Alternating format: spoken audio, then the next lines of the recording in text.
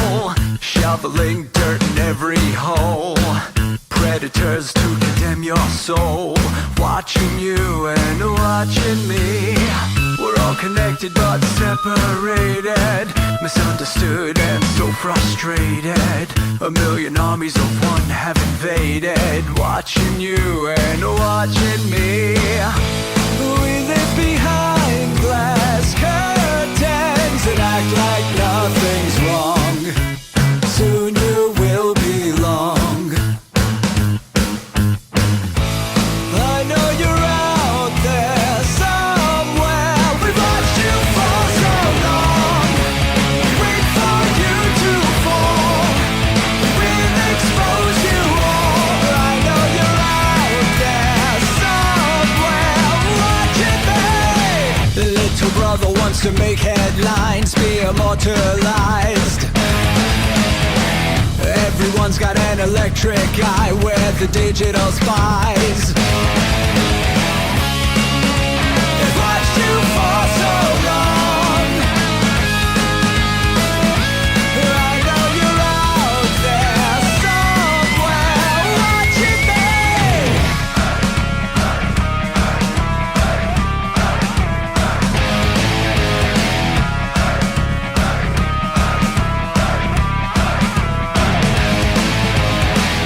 We the people have taken over.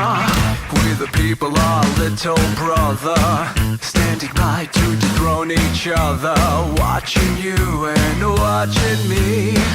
Paranoid, the lens is our weapon, desensitized in our lust for attention, democratized by our voyeur obsessions, watching you and watching me. Slaves to perfection, don't let them project you as you are. Feel your every flaw.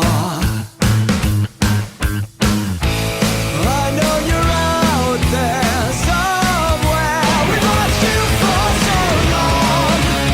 Wait for you to fall. We'll expose you all. I know you're out there somewhere watching me. Little brother wants to make headlines, be immortalized. Everyone's got an electric eye with the digital spies. They've watched you for so long. I know you're out there somewhere watching me.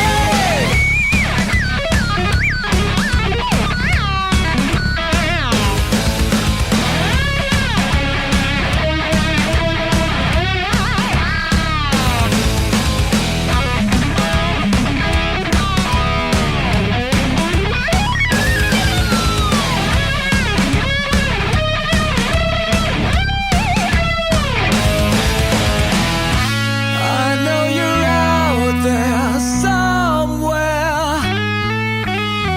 This is the new totalitarian state. 1,000 eyes are waiting for you to break. Stay in line, don't make a mistake. We're watching. We watched you for so long. We wait for you to fall. We will expose you all. I know you're out there somewhere watching me.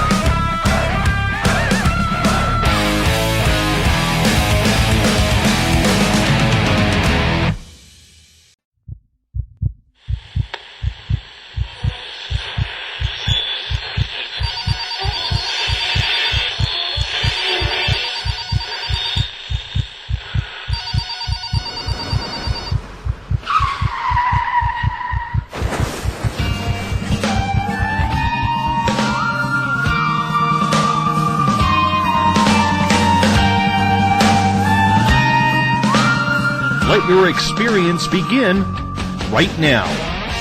From high atop the mountains of British Columbia to you listening around the world, this is Spaced Out Radio. You can follow us on our website, spacedoutradio.com, on Twitter, @SpacedOutRadio. Give our Facebook page a like, Spaced Out Radio Show. You can follow us on Instagram, Dave Scott, SOR, or on our YouTube channel, Spaced Out Radio Show. They let us play with all our toys. They let us think that we're big boys. They let us make the louder noise, but women rule the world. They let us think we're Superman, that we're the only ones who can be strong, but we break on command, 'cause women rule the world. Buckle up, space travelers. It's time to go for a ride as we are live on Spaced Out Radio.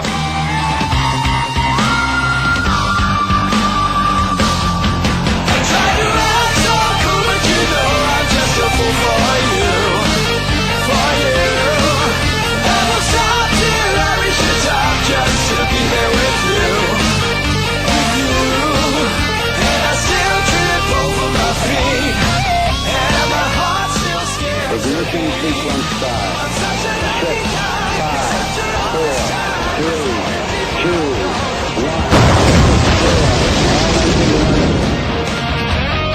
Said the deeper I go, the deeper I fall.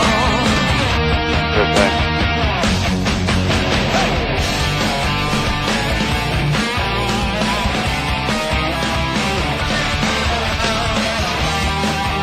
Good evening and welcome to Spaced Out Radio. Tonight I am your host, Dave Scott, and thank you so much for tuning in at spacedoutradio.com and on Spreaker.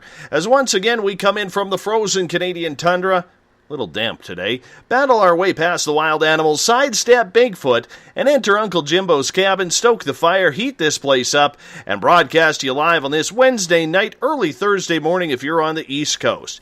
Here at Space Out Radio, we do this thing 3 hours a night, 7 days a week. Hey, we want to be your official one-stop shop when it comes to the cryptozoological, supernatural, paranormal, ufological, and so much more. Space Out Radio's theme music is courtesy of guitar god Ron Bumblefoot Thal. You can find his album, Little Brother is Watching, and more by going to our website, spacedoutradio.com, and clicking on the Bumblefoot banner.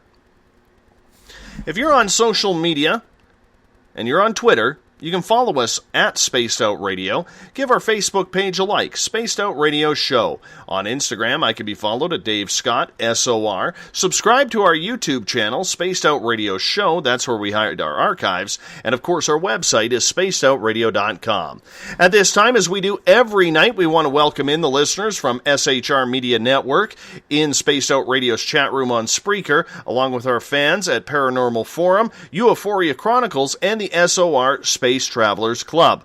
If you are a fan of Spaced Out Radio, coming soon is our membership to the Space Travelers Club, where for only $5 a month you can win prizes, take part in private group interviews, have a special section on our website, and so much more. Hey, we're going to give you a heck of a lot more than just access to our archives. Tonight's show is brought to you by Rivulet Reiki and Readings, providing healings in person or at a distance. PurplePlates.com, helping heal your body, mind, and soul. 80,000 people a month read the new Agora newspaper, and the official ghost hunting app of Spaced Out Radio is the iPhone app Spirit Storybox. The Crypto Guru is back on Spaced Out Radio. Award-winning author Ronald Murphy is a regular monthly contributor to the SOR team. The second Wednesday of each month, Ron paints a picturesque portrait of what the cryptid creatures that people are seeing and reporting all over North America look like. Quickly, Ron has become an active voice and credible researcher in topics such as the fairy realm, dogman, werewolves, goblins, and many more paranormal topics. It's the way he presents this folklore that have people talking. But tonight, we're stepping into a more darker and sinister topic with Ron. Last month, we talked about mermaids, but after a rash of news sightings of both dogman and werewolves in the East Coast, as far up as Maryland, we're going to find out tonight about what's happening with these sightings. What are these creatures people are claiming to see? It sounds just way too unrealistic. Ron has himself locked in earlier this year, writing a book that can be found on Amazon called On Dogman. It's a topic that just won't go away. People are seeing these aggressive creatures near roads while driving and while taking walks through nature. It's scary. These are real people's experiences being reported, and Ron is all too happy to find out what is truly going on. We welcome in the crypto guru, Ronald Murphy, to Spaced Out Radio tonight. Ron, how are you, bud? I am doing fine, sir. How are you and all the fine folks that the listeners of Spaced Out Radio? I'm telling you, I tell you this every month, I cannot wait to get here. I'm looking forward to it tonight. And this is my first 3-hour episode, so I'm looking forward to that as well. Yeah, we're breaking you into the new format here of 3 hours. It's a lot of fun, and you know what? To have that extra hour, I really didn't fully understand, Ron, until I did it on this show at the persistence of our audience on how much more information we can gather. And I always leave it up to the guest whether or not you want to go the 2 hours or if you want to go the 3, it's really up to you. A lot of times what we do is we open up the phone lines in the third hour and we get some calls, or we take questions from the chat rooms, as you know how we do. And, you know, we just kind of roll with it and go from there. But lately, it seems like all the guests that we have coming on are actually wanting to go that third hour because they feel a heck of a lot more freedom, that they can express themselves a little bit more. They don't have to rush their answers. And then when you add in the participation from our audience, and I think we're one of the only shows that actually takes care of our audience that way, it just adds a whole new dynamic to what we're doing, and I'm very happy that we've made that decision. I am too. You know, this is a great forum for people to talk about any type of genre of the paranormal and any type of cryptids or, whatever kind of paranormal phenomena people might be interested in. So I'll tell you, I will turn it over to your listeners. If they get bored of me after 2 hours, I'll kindly go my own way. But if they want to continue to talk, hey, I'm there for them as well, too. Excellent. Ronald Murphy can be found out in Pennsylvania researching away on whatever the topic is. You can find all of his books on Amazon.com. How many books have you written this year?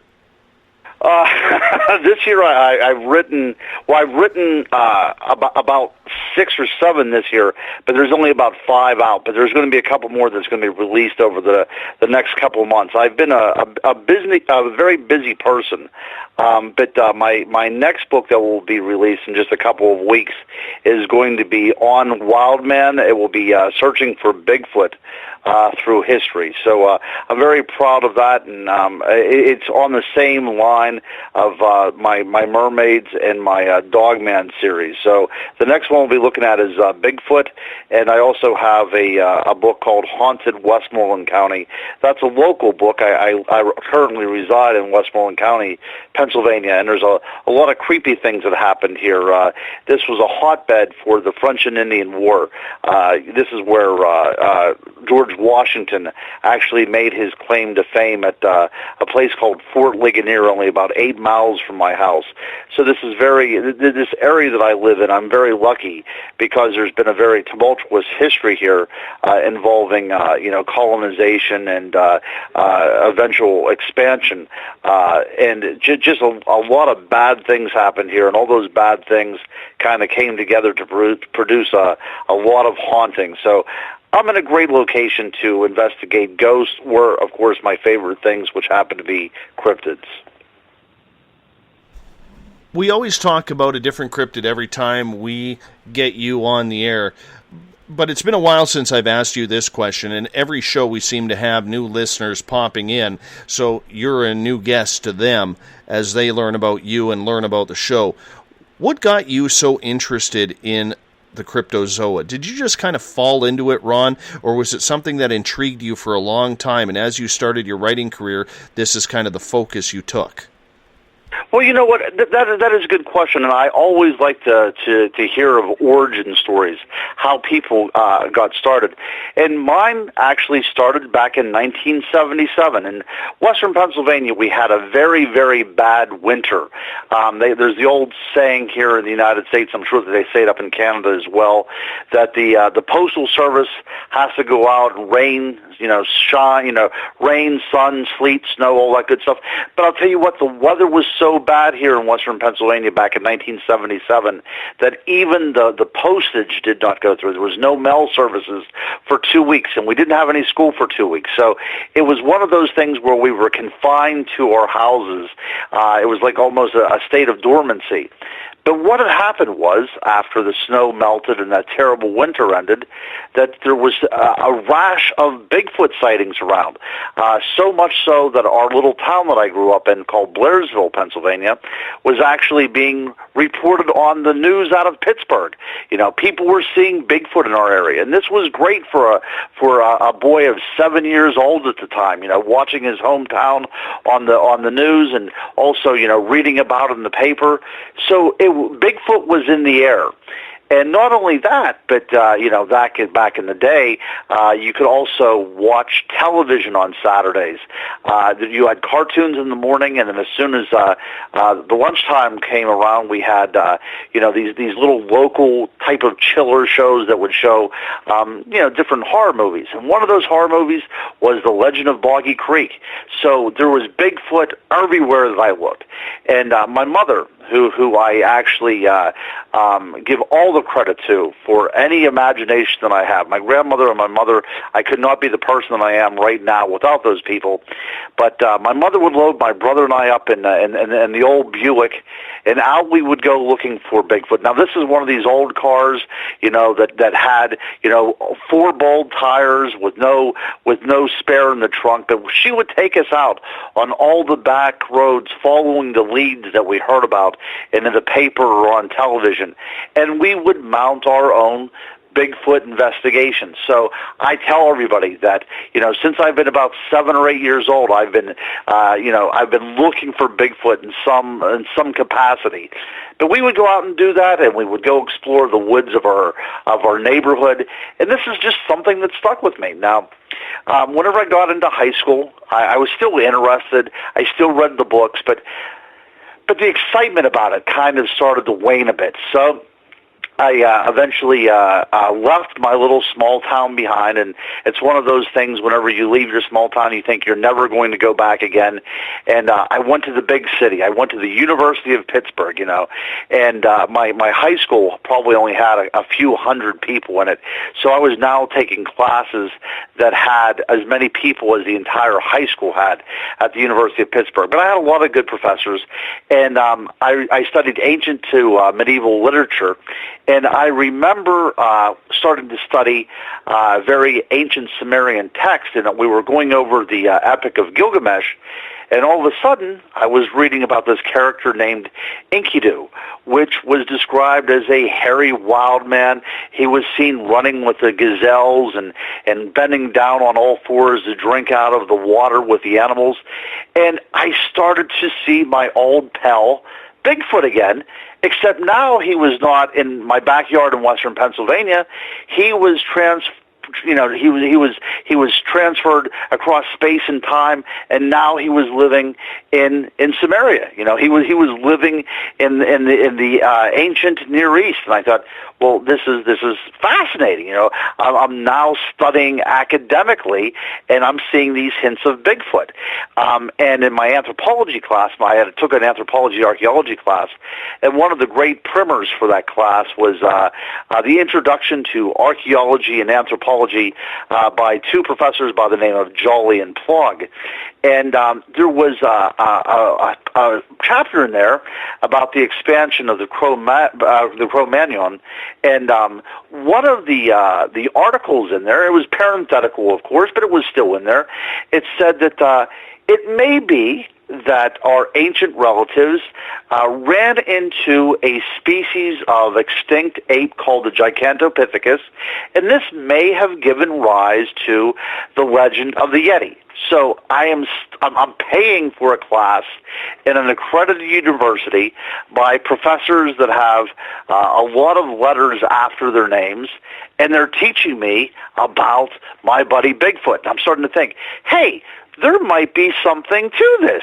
And then I graduated from Pitt, and then I went to the Indiana University of Pennsylvania, and I studied history there. I studied ancient to medieval history.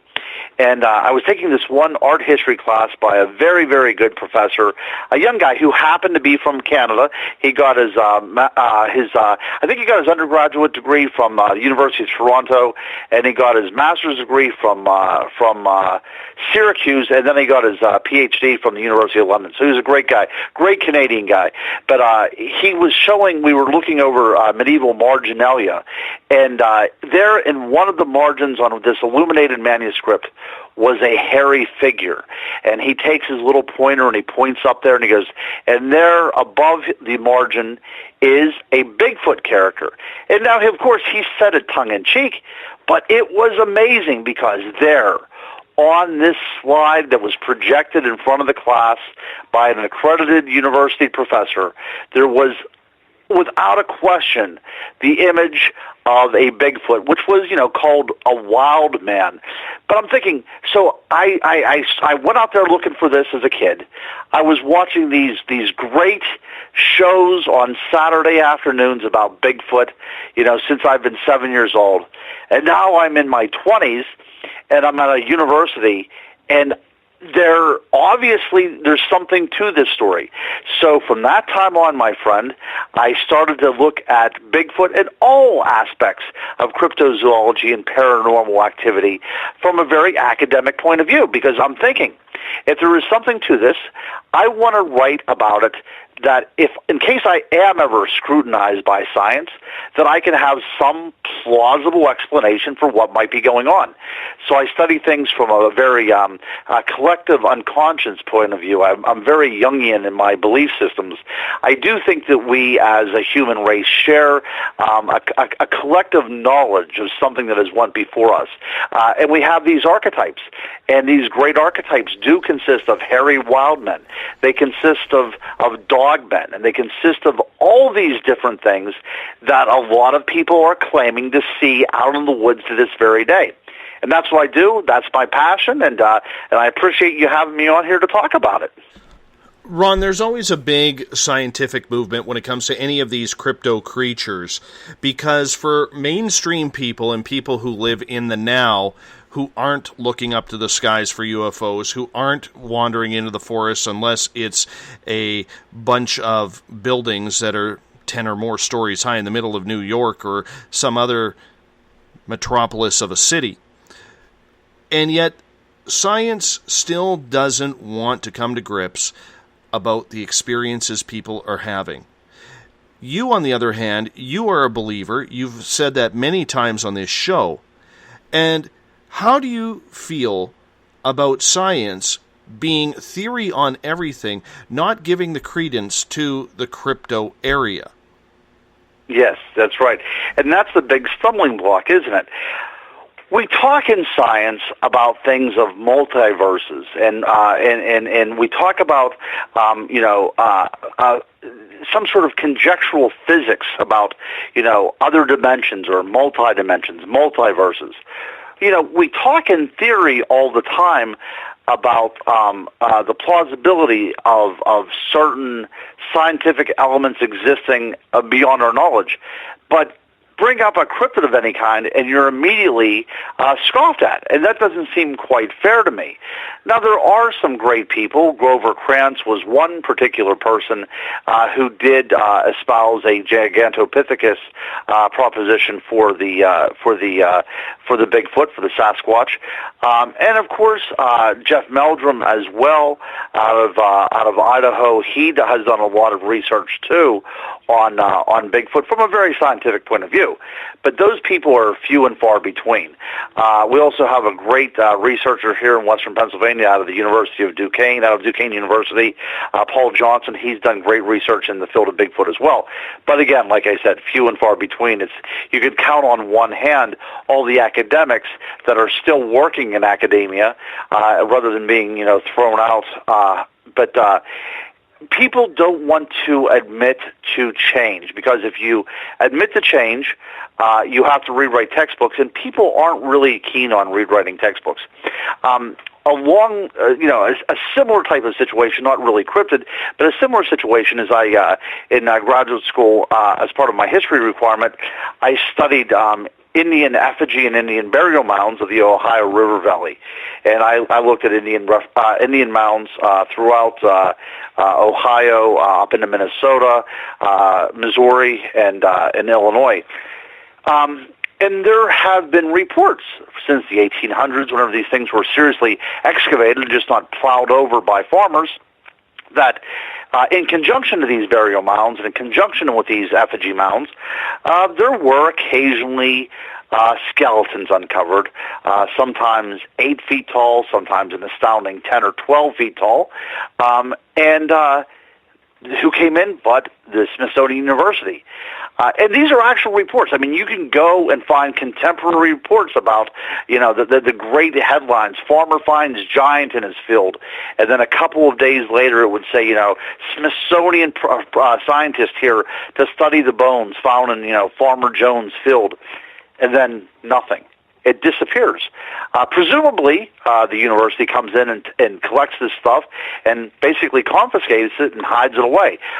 In northern Pennsylvania, northwest Pennsylvania, up in Bradford by a place called Sayre, there was a famous mound excavation up there, and they found 8-foot tall skeletons with horned projections on their skulls.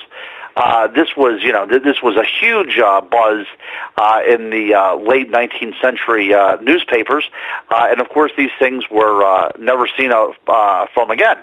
Occasionally you will find some archived photographs of these bones, but it was happening all the time.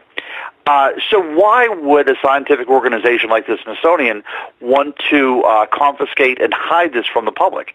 I mean, that's the kind of thing, as a writer and as a researcher, I want to really get to the bottom of. There could be a couple things. It could be that if these things are being uncovered, it kind of goes against Darwinism, which was really in fashion and in vogue at the time. This is whenever the origin of man was actually, taking off and actually making its rounds in the cultural circles. So if you are finding these bones that do not fit any kind of schema in relation to evolutionary biology of the human race, what do you do with them? You have to start rewriting history of some kind. There's also, the idea of a religious aspect to it. There's in the Bible it mentions giants throughout the books of Genesis, and even hints of them at times in the writings of the New Testament. So there's a religious aspect to them as well. So if science doesn't want to seem like it has a religious slant, let's get rid of these giant skeletons, and we'll just go back to pure science, and we'll sweep them under the rug. So as a researcher, there's a lot of different things I see. I mean, is it because of a religious aspect to it? Is it because they don't want to write the history books? Is it that somehow that this would distort the psychology of the populace? I'm not sure why they would do it. But that's the other thing about science that I want to point out. Not only do they not want to accept cryptids, but I am of the firm belief that if a cryptid was found, there would be suppression involved. And that may very well have happened by now. Well, we got a couple minutes before we got to go to break here, Ron, but I do want to get this in because as science does not take the cryptid species very seriously for the most part, there are people out there, like you mentioned, Jeff Meldrum, I'll mention a famous Bigfoot investigator up here, John Bindernagel, and others. Absolutely. He's a great biologist, too. That's right. Absolutely. A very smart, intelligent man who's like 84 years old and still climbing cliffs to try and find out where a Bigfoot sighting happened. It's amazing. But the one thing that I do want to say is you have to be careful because, as you said with the Smithsonian, when they stepped in, all the bones just seemed to disappear from public view. And how do you then stay away from the conspiratorial side of these cryptids? Because there seems to be a lot of people covering things up along the way. That's right. And I try to stay away from the conspiracy side because a lot of times you're not taken seriously in any kind of academic field. And that's really why I want to have an image of acceptability, of credibility. I really have studied a lot in my fields, and I really do have some level of respect in academia that I really want to maintain. That's the reason I don't want to go so far afield and come up with all kinds of crazy notions and ideas and such. But you have to think that there is some sort of suppression going on. Back in, I believe it was the 60s or 70s, there was actually an Army field guide written for troops training out in California, and listed as one of the possible creatures that inhabited the area where the Army would be training was a Sasquatch. So does the military know about these things? I'm thinking that if there is a Sasquatch out there, the military probably knows about the creature. Now, there have been reports in my area, too, where Bigfoot had been sighted, and, you know, the trucks come in, or even more suspiciously and ominously, the men in black come in, and they suppress the evidence. You know, they make people not want to talk about their experiences. And why? You know, that is the thing, is why, if these things are out there, why is there a suppression going on? There's also, you know, the theories, too, that a lot of these cryptids have an extraterrestrial origin to them, you know, and I do look at these theories as well, too, although I don't really find all of them very credible or very scientific. But I will look at all kind of theories that are available out there. And like I said, this is a great thing about your show, because this opens up a forum for a lot of different people with a lot of different opinions to talk about these things. But definitely I think that there would be a military suppression out there. I think if there's mermaids out there, the military has probably picked them up on sonar and on microphone and everything else. And I wish we would have access to some of these documents, because there could be a great deal to learn about the natural world if some of these creatures are out there actually in flesh and blood. We are talking with the crypto guru, Ronald Murphy, tonight on Spaced Out Radio. You can find any of his books on Amazon.com. We will get into talking Dogman. We will get into talking about werewolf sightings that are happening on the East Coast recently. And we're going to get into more cryptid talk right after this. You're listening to Spaced Out Radio. I am your host, Dave Scott. We'll be back after the break. Would you like to become one of our space travelers? All you have to do is click on the Space Travelers icon at spacedoutradio.com. For only $5 a month, you can get access to some great prizes, as well as private monthly shows, newsletters, and a members-only section on our website. Become a space traveler today. Hi there. This is your medium, Joanna, from Spaced Out Weekend, 2 Mediums and a Large. I would love it if you would come and join us with host James Tyson every other Sunday on Spaced Out Weekend. Together, we will take your calls and your questions live. Our goal is to provide you with a positive outlook on deep questions that you may have. Questions regarding love, relationships, money, or whatever else is on your mind. Come and check us out at spacedoutradio.com. Every Saturday and Sunday night, as Dave Scott wanders aimlessly in the wilderness, you can come hang out with me, James Tyson, in Spaced Out Weekend. We're starting at 9 p.m. Pacific, midnight Eastern. I'll take you along as we talk with some of the best experts in their fields. SpacedOutRadio.com is the place to find us. So sit down, relax, put your feet up. Enjoy the topics like the paranormal, supernatural, intuitiveness, and so much more. Hope to see you there. Hi there, this is Elizabeth Anglin, and on the last Monday of every month, I join Dave Scott for Spaced Out Radio's Cosmic Passport. We delve into everything from extraterrestrial contact to animal communication. It's a lot of fun, and every month it's something different and exciting. I would love it if you would join us. You can hear and learn from my experiences, and I'd like to know about yours as well. Cosmic Passport on spacedoutradio.com. Hey everybody, this is Patrick Webster Small, and I'm here to bring you the Webster Phenomena every Saturday night, live at 8 p.m. Pacific, 11 p.m. Eastern. If you're looking for aliens and extraterrestrials, well, we've got them. Big and tall, short and small, you're bound to find what you're looking for. So join me on the Webster Phenomena right here on Spaced Out Radio.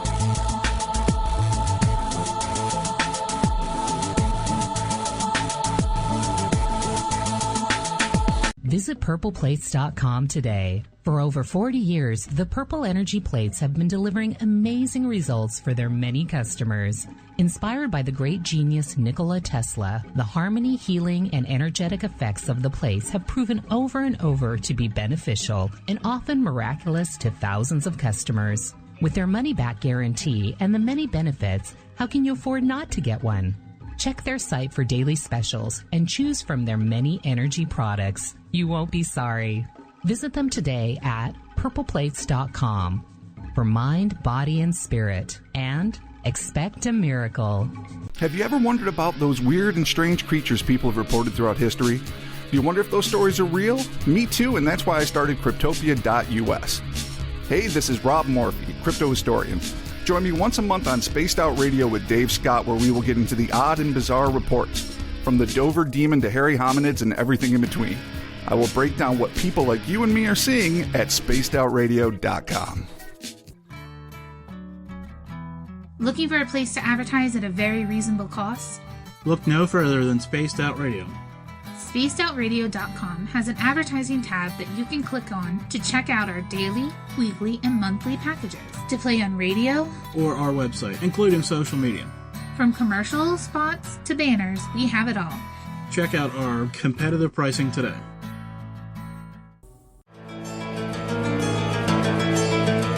Want to connect with us online? Find us on Facebook, Spaced Out Radio Show, on Twitter, @SpacedOutRadio, on Instagram, Dave Scott, SOR, on YouTube, Spaced Out Radio Show, and our website is spacedoutradio.com. All right, space travelers, here comes the second half hour of Spaced Out Radio. Welcome back to the second half hour of Spaced Out Radio tonight. I am your host, Dave Scott. Thank you so much if you're listening in on the SHR Media Network, in the Spaced Out Radio chat room on Spreaker, SOR Space Travelers on Facebook, Paranormal Forum, or Euphoria Chronicles. We appreciate you taking the time out of your night to spend it with us. Muchly appreciated. Hey, if you want to follow us on Twitter, you can do so at Spaced Out Radio. Give our Facebook page a like, Spaced Out Radio Show. On Instagram, I can be followed at Dave Scott, SOR. Our YouTube channel, where we hide our archives, is Spaced Out Radio Show. Subscribe to that. And our website is spacedoutradio.com. Tomorrow night on the show, Jeff Dwyer will be with us. We're talking paranormal. We're talking ghosts along the Pacific Coast, right down from Washington to California. It's going to be a great show tomorrow night on the mighty SOR. Ronald Murphy, the crypto guru, is with us tonight. He's taking in his monthly segment that we call the Crypto Guru, because he's just that. And you can follow him, Crypto Guru Ron, on Twitter. It's a great handle. Glad we came up with that. Ron, how the hell are you? That's right. That's all you, my friend. Oh, no. You just... It just stuck, man. It just stuck. That's just the way it goes. Hey, I got a question for you, because in the first half hour, we kind of got into the whole conspiracy side to the cryptozoology field. You study a lot on the actual sightings, the humanity of the sightings. Yet, the scientific side, whether it's UFOs, whether it's cryptids, whether it's paranormal, is really holding back, saying we can no longer rely on the experiences that people are having because they're not credible. That's the excuse that is going on out there.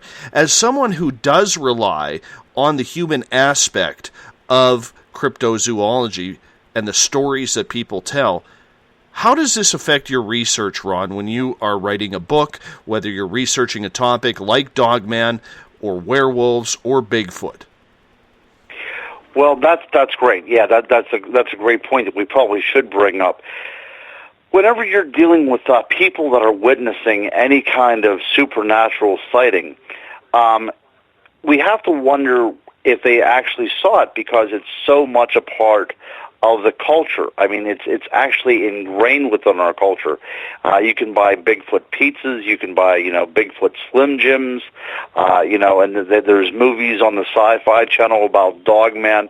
It's really a pervasive thing nowadays. So whenever people say they saw such a thing, are they simply jumping on the proverbial bandwagon? So to scrutinize these things, I look at the overall, body language of the person. I've seen very large, powerful, grown men break down in tears whenever they talk about coming along a Bigfoot out on a logging road, and I've seen that happen a number of times. We're talking to a grown man that says that he was so afraid that he urinated himself. See, so these types of encounters that are not only physical encounters, but they're emotional and psychological encounters too. These people have seen something so out of the ordinary that it affected them body, mind, and spirit. These are the types of encounters that I take with more than just a grain of salt. Like I said, I've spoken to many people that have told me stories about Bigfoot-like creatures, gargoyles, even faeries, who have had such a reaction to the sighting that one cannot do anything but believe that they saw this because it affected them in such a way. That's the way I look at what is going on. If somebody is coming with a story, the first aspects of credibility is how do they deliver the message. And I find out that the most credible ones are with a guy, looking down at his shoes, not really making eye contact, not because he's lying, but because he's actually upset and kind of afraid to admit about the experience that he had seen. So that's my criteria. I guess the reason why I'm asking that is because so many people are having sightings, Ron, and we touch on this almost every show. The main thing is people want to be believed. And it's easy to define, and we've gone over this on the show many a times, where it's easy to define whether someone is looking for 15 minutes of fame or they've had a real sighting. Sure. It's just in body language, voice language, the way they present themselves as people. Because people who all of a sudden have too much different detail or weird detail, yes, they're probably pulling your leg. But on the flip side, getting back to the to the conspiracy side of things, it reminds me of a story that happened in 1999 during a wildfire in northern Nevada, where, as legend goes, a Bigfoot walked out of the forest fire and was rescued by firefighters. He was treated, and then he was taken in an unmarked cube van, and the firefighters were told never to speak of this event again. And it makes you wonder, what is going on? And I've heard that story as well. Peter Byrne, as a matter of fact, used to have stories about Bigfoot being seen around California wildfires as well. So, I mean, these stories are very credible if you think about it. If these types of creatures are self-aware, intelligent animals, and they're escaping forest fires, this is one of the best times to come in confrontation with the human being.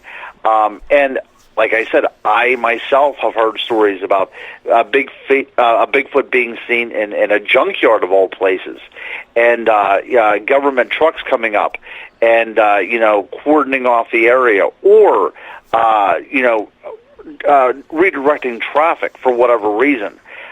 If they know that they're there obviously is some benefit to them.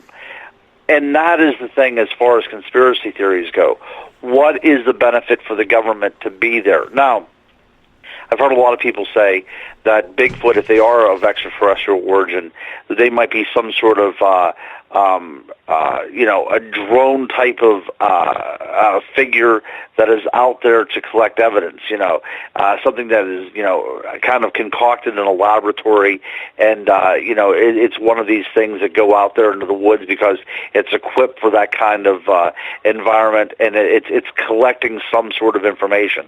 The government has some sort of agreement with these alien technologies, these alien civilizations, these intelligences, and they will allow them to carry on the research for whatever reason, and that is the way to maintain this level of secrecy about what is going on. I've heard that story. Is the creature manufactured from a factory? Is it some sort of a military weapon experiment gone awry? These things that I've heard, and as far as conspiracies, any of them are credible. We just have to figure out why the government is trying to, what is the benefit of the government to keep it secret? Well, I mean, we always hear, Ron, that we need a body. We need to be able to find one of these creatures, knock it out, and get scientific study actually done on the creature. I mean, it's not like you can just tranquilize it, give it an epidural, lie it down on the ground, and do your experiments. You know what I'm saying? Because I do. But yeah, on the but we don't know if that's not been done, though.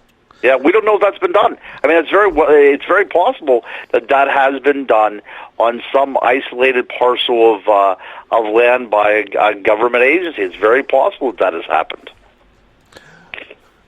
Do you believe, then, that Bigfoot would have to have some sort of supernatural ability in order to be able to stay invisible? I mean, we look at it, okay, every picture that we see out there is blurry, and I'm not saying, yes, there's a lot of hoaxes out there, or CGI, okay, but every picture that is supposed to be Bigfoot is blurry. Videos are always blurry. We have people who are now coming out and stating, and I've had 3 people say this, Eric Mothman out of Florida, Mike Johnson, a Bigfoot investigator out of Colorado, Edie Kaito, a Bigfoot investigator out of Indiana, say that when they've tried to take pictures from a deer camera or a trail cam, that when Bigfoot comes around, there's this white flash of light that seems to block out the screen almost every time that happens. So if the creature does have some sort of supernatural ability, whether it's shape-shifting, whether it's being an interdimensional being, which is why we can't find a body, then there has to be something to that evidence. Would you agree? I do agree. Yes, absolutely. That's the reason why I like to delve into the world of what is called the goblin universe. Whenever I talk about such cryptids, I always try to bring in the fact that there is an explanation for these things. If you go into the world of the fairy, of the world of the fae, it makes sense that these creatures exist in another plane of existence. And we only see them from time to time. These creatures have been spoken about for millennia in the fairy lore of different cultures from around the world. And if that is the case, people are actually taking pictures of fairies on game cams and gnomes on game cams, and the same thing happens. It's a very distorted image of what's going on. So is that because that in order to be seen in a corporeal type of a state of being, that there has to be some sort of manipulation of the frequency, of the visual frequency by which these creatures manifest themselves? That frequency could explain why they are seen as blob squatches or blurs. If you think of fairies with the diaphanous wings flying around, there are a lot of researchers that suggest that the wings on a fairy are not actual wings to propel for locomotion, but it is actually the vibration of the energy with which this entity emits. That makes perfect sense. If you look at the crown of a road on a hot summer's day, you can see that wave effect coming off of the cement, the ultraviolet waves. So it's very possible that whenever people do see these things or try to take pictures, the reason why it's so difficult is because they're manifesting in a frequency that is very, very difficult to capture. Now, that is to say that these creatures are metaphysical, that they are not of this world. However, I've been researching for a number of years about what could be the physical reasons for these types of things. Now, the idea of a creature being able to blur a game cam really does not fall into any kind of practical biological or evolutionary traits. That's a very difficult thing to do. However, to make a person react emotionally, or to make a person think that they're witnessing something outside of the ordinary, can be solved through the use of something called infrasound. There have been credible scientific organizations that have researched infrasound in animals. I always like to make sure that a mammal is producing infrasound, because a Bigfoot is seen sometimes with young, with pendulous breasts, hair covered.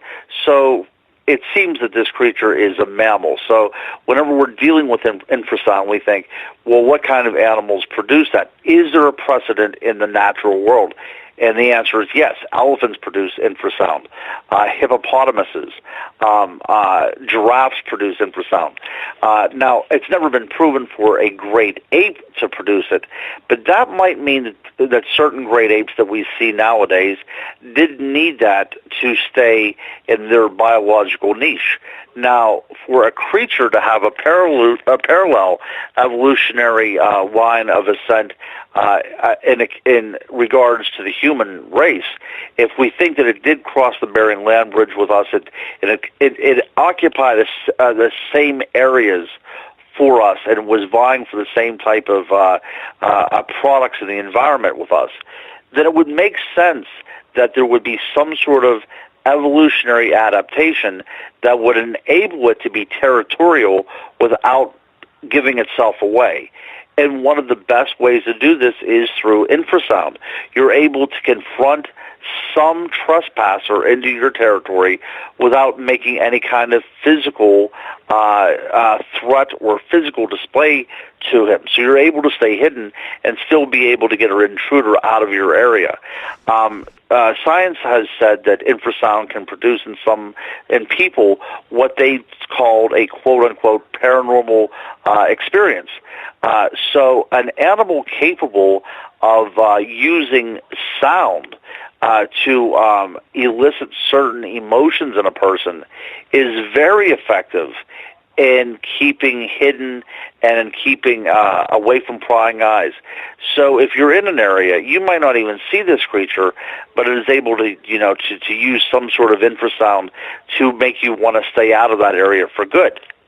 Now, I all know over that, the world. I know that feel. Sorry, Ron. I know that feeling because up here in British Columbia, there are reports every year of Bigfoot chasing people who are fishing in a lake or having a picnic out of the area, because maybe they're too close to young, or maybe they're treading on hunting territory, or whatever the scenario may be. And there's a couple of stories every year up here about that, but for the most part, it seems to be a very introverted type creature. It's not roaming around the forest like a gigolo trying to pick up any type of human that it possibly can, So, and I say that in jest, but on the flip side, you have to be able to be wary because this creature just appears. It does. It just appears. Now, it's the statement that you just made is rather startling, because if we would look at reports of Bigfoot from the late 1800s, when people were making reports of something called a wild man, before Bigfoot was coined, before Sasquatch was coined, the term was wild man, and you can see it in papers in Arkansas and Pennsylvania and California about wild man sightings. And, before, people had assault weapons, and before people had cameras and vehicles and everything, whenever we were living in a world that was made up of newspapers and telegraphs and the train, people were seeing things called wild men, and it seemed to interact more with the civilized world than what the Bigfoot do today. And one of the hallmarks of these creatures was that it would occasionally abduct human women, and sometimes even human men. And this was presumably for some sort of breeding purposes. And that is a scary thing if you think about it. So whenever we talk about these creatures, if they are self-aware creatures, and do they have enough shared genetic diversity where they can actually breed with the human being? Now, the Olmas in Russia, there have been reports of those creatures breeding with people and producing offspring. Now, there was a very famous case where the bones of one of these Olma hybrids were supposedly unearthed and studied, and it came back to the mitochondrial DNA that it was definitely 100% human. But the idea of these mountain brides, of these human women being taken by wild men, is something that goes well back into prehistory. Our friend Enkidu that we talked about in the Epic of Gilgamesh, he was a wild man until he was domesticated by sleeping with a temple prostitute. So, I mean, these ideas of these creatures actually interacting with human beings, this did happen, and it was relatively recently that they became these shy forest creatures. That's because I think everybody has cameras and everybody's out to kill them and everything. But at one time, at the very beginning, whenever they were still wild men, before they were Bigfoot, before they were Sasquatch, there seemed to be a lot more interaction than there is now. Well, I agree with you there, because I actually met a woman who's of First Nations descent, whose cousin back in the 1930s was kidnapped by a Bigfoot. Right. I want to hear this story. Go ahead and tell me what happened. Well, what happened was, apparently she was out, going back to the 1920s and 30s, on the reserves here. They would how would you put it? Go out looking for berries, looking for food, or catching fish on the river, because the river ran right beside where the reservation was. And she got taken. And she was gone for quite a bit of time. I've heard anywhere from 3-4 months up to a year to 2 years, where they couldn't find her. So what they did was they actually sent out the warriors to go look for her. And up in a cave in one of the mountains, and I've been around those mountains many, many a time, and it's a beautiful, beautiful area along the Harrison Lake. And what happened was, they found her in a cave. She had lost her native tongue, didn't know the language. She was speaking a Sasquatch-type language in regards to it. So the warrior, recognizing her, kidnapped her back. He was chased down the mountain carrying her by the Sasquatch. He threw her in his canoe and started paddling down the river. The Sasquatch jumped in the river and swam after them. And they, obviously with the current, they got way ahead with the canoe. And he grabbed it. He brought her back into the village. And they had to lock all their doors and close all their windows, because for 2 weeks this Sasquatch was terrorizing the village due to the fact that his wife was now gone. But to take this story one step further, up here in British Columbia, north of where I am, there is an infamous highway called the Highway of Tears. And many, many First Nations women have disappeared along this highway hitchhiking. And they believe, the Royal Canadian Mounted Police believe, there is a serial killer that has never been caught working that area. But I was talking to a First Nations lady one day, a couple years ago, and her cousin's wife was one of the women who went missing. And we were talking Bigfoot in this conversation as well.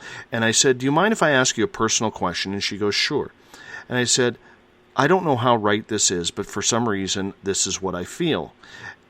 I said, I believe that some of those women who were kidnapped on the Highway of Tears are actually alive, but they have been taken by Bigfoot as wives.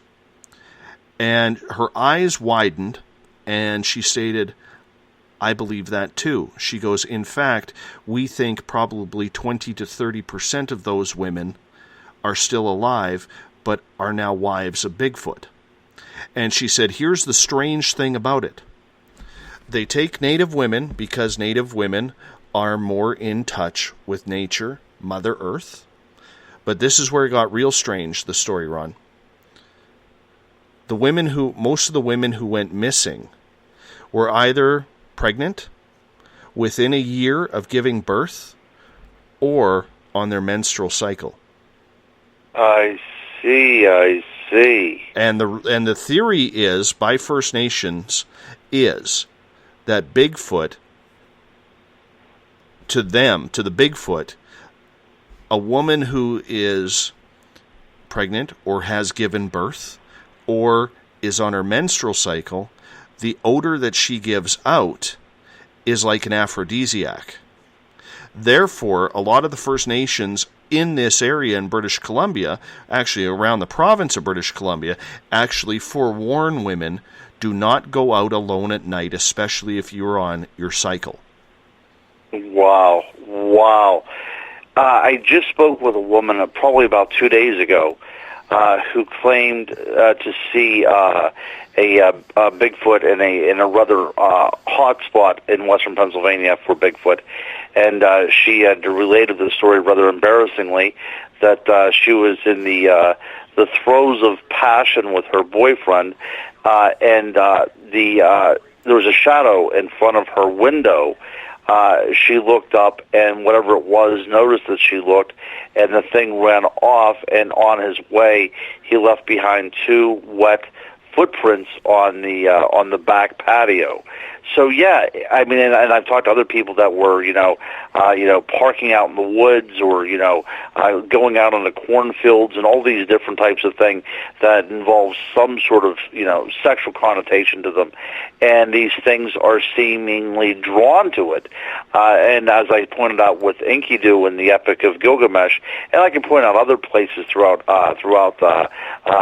historical literature as well, that there are this sexuality and Bigfoot, the sexuality and the wild man is a very, very common thread within this discipline of study of these Bigfoot creatures. Now, that being said, when we talk about the world of the faerie, we see about fairies abducting women to implant their own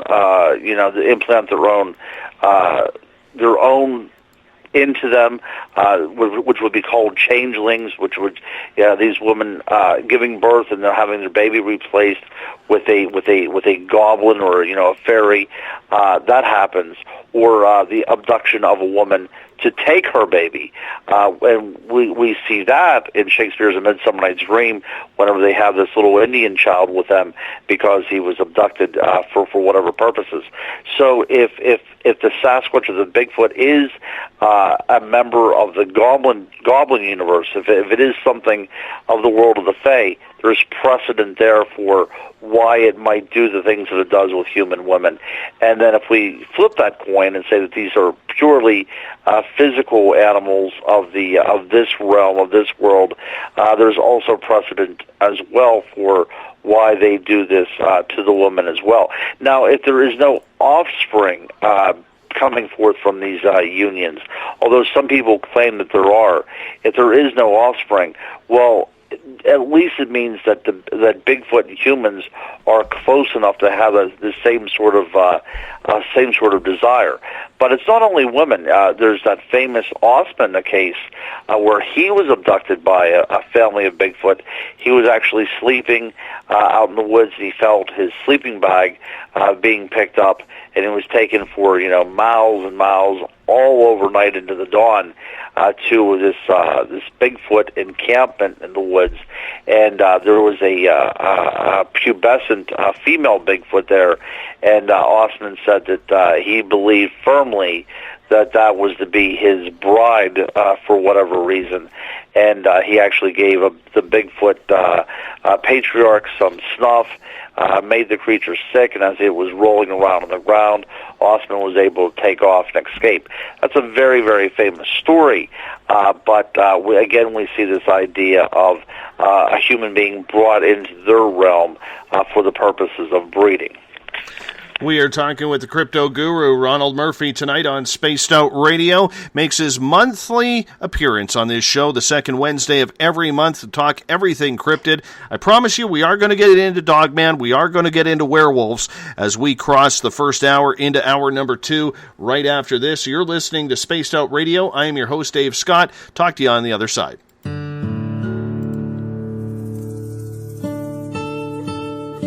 Greetings and salutations, space travelers, from the Chronicles of the Unknown team. What is Chronicles of the Unknown?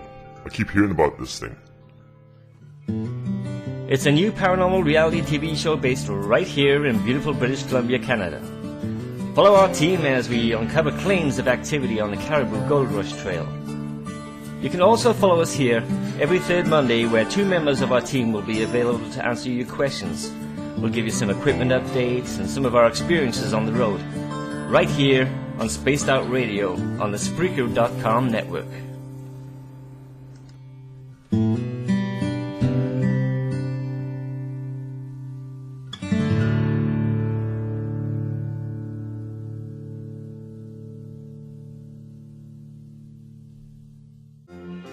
Do you believe you've been in contact with extraterrestrials? Have you seen the Greys, the Mantis, or the Reptilians? I am Samantha Mullet, and on the second Tuesday of each month, you can listen and learn from my experiences with off-worlders on Spaced Out Radio's The ET Experience. With host Dave Scott, we'll sit down and chat about what's going on with our friends from other worlds. We'll also try to answer your questions, so please tune in on the second Tuesday of the month, only on Spaced Out Radio. Are you interested in advertising on Spaced Out Radio? Head to our website at spacedoutradio.com and click on our advertising tab. There, you will find an assortment of ways you can get your product out there with us, from radio commercials to banners and social media. Have a product you like our hosts to endorse? We can do that too. Visit spacedoutradio.com for more details. Did you know that Spaced Out Radio runs 7 days a week? Hi, it's James Tyson from Spaced Out Weekend. Every Saturday and Sunday night, starting at 9 p.m. Pacific, midnight Eastern, you can join me and my guests for some great chatter about what's going on out in the universe, or even in that dark part of the basement you really don't want to go back into. Well, let's find the answers to your experiences together. So come on up to Uncle Jimbo's cabin on the weekend. For more information, look us up at spacedoutradio.com. You hear footsteps in the empty room above you. A rocking chair begins rocking by itself. Don't be afraid of the things that go bump in the night. Reach for Spirit Storybox, the iPhone app the Huffington Post UK called the only ghost hunting app you will ever need. Spirit Storybox. The spirits are telling their stories. Are you listening? Attention Spaced Out Radio listeners, for only $5 a month you can join Spaced Out Radio Space Travelers. Your membership at spacedoutradio.com will give you access to private fan area on the website, get you a monthly newsletter, draws for monthly swag, and a whole lot more. Sign up today to become a part of the Spaced Out Radio experience. Right here, this is where we divulge the fruit of our research. Here on the Webster Phenomena every Saturday night at 8 p.m. Pacific, 11 p.m. Eastern on Spaced Out Radio. And we give it up to you guys, all the listeners and the live listeners. Usually get something special and hang out in the chat room. And we love to have you. So we'll see you every Saturday night at 8 p.m. You know where. If you're a fan of social media, you can follow Spaced Out Radio on Twitter at Spaced Out Radio. Give our Facebook page a like, Spaced Out Radio Show. You can also follow us on Instagram, Dave Scott, SOR. Our YouTube channel, where our archives are stored, is Spaced Out Radio Show. And of course, our website is spacedoutradio.com.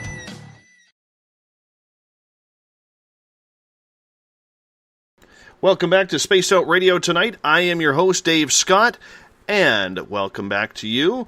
If you're listening in on the SHR Media Network, we welcome in the fans from Paranormal Forum now, Spaced Out Radio's chat room on Spreaker, Euphoria Chronicles, as well as the SOR Space Travelers room on Facebook, where most of our guests gather and listeners gather. Welcome back to the show. I am your host, Dave Scott. Tomorrow night on the show, we're stepping into the paranormal. Author Jeff Dwyer, who's a paranormal investigator as well, will join us. We're going to talk about hauntings from Washington State straight down to California. It's going to be an interesting show indeed. If you want to follow us on social media, you can do so at Spaced Out Radio. Give our Facebook page a like, Spaced Out Radio Show. On Instagram, we can be followed at Dave Scott, SOR. And our YouTube channel, where we hide our archives, is Spaced Out Radio Show. Tonight we are talking to Ronald Murphy, a.k.a. the Crypto Guru. All of his books can be found on Amazon. We are going to get into Dogman and werewolves pretty darn quick here. As a matter of fact, we have been talking Bigfoot. Somehow, we hadn't planned on talking Bigfoot, but it just kind of went that way, eh, Ron? It does go that way. Well, he's my favorite cryptid. You know, on the pantheon of cryptids, you have to say he and the Loch Ness Monster are up there. And, of course, we have the new kid on the block, which is the Dogman. But the new book that I've written, well, one of the newer books that just came out, which was on Dogman, there's actually a very ancient origin stories to these sightings as well, too. So, I mean, yeah, it's a fascinating cryptid world out there.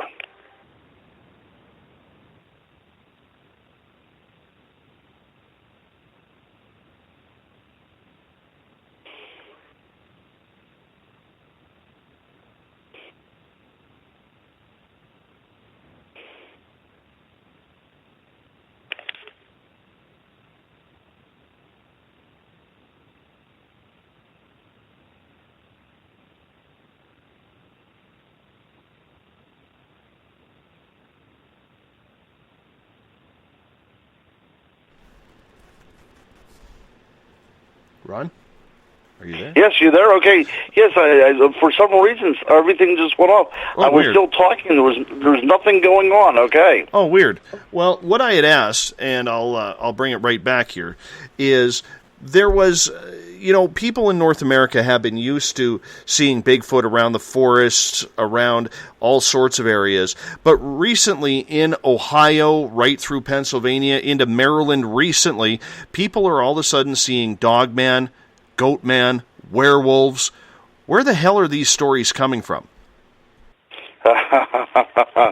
Well, these stories do have ancient origins.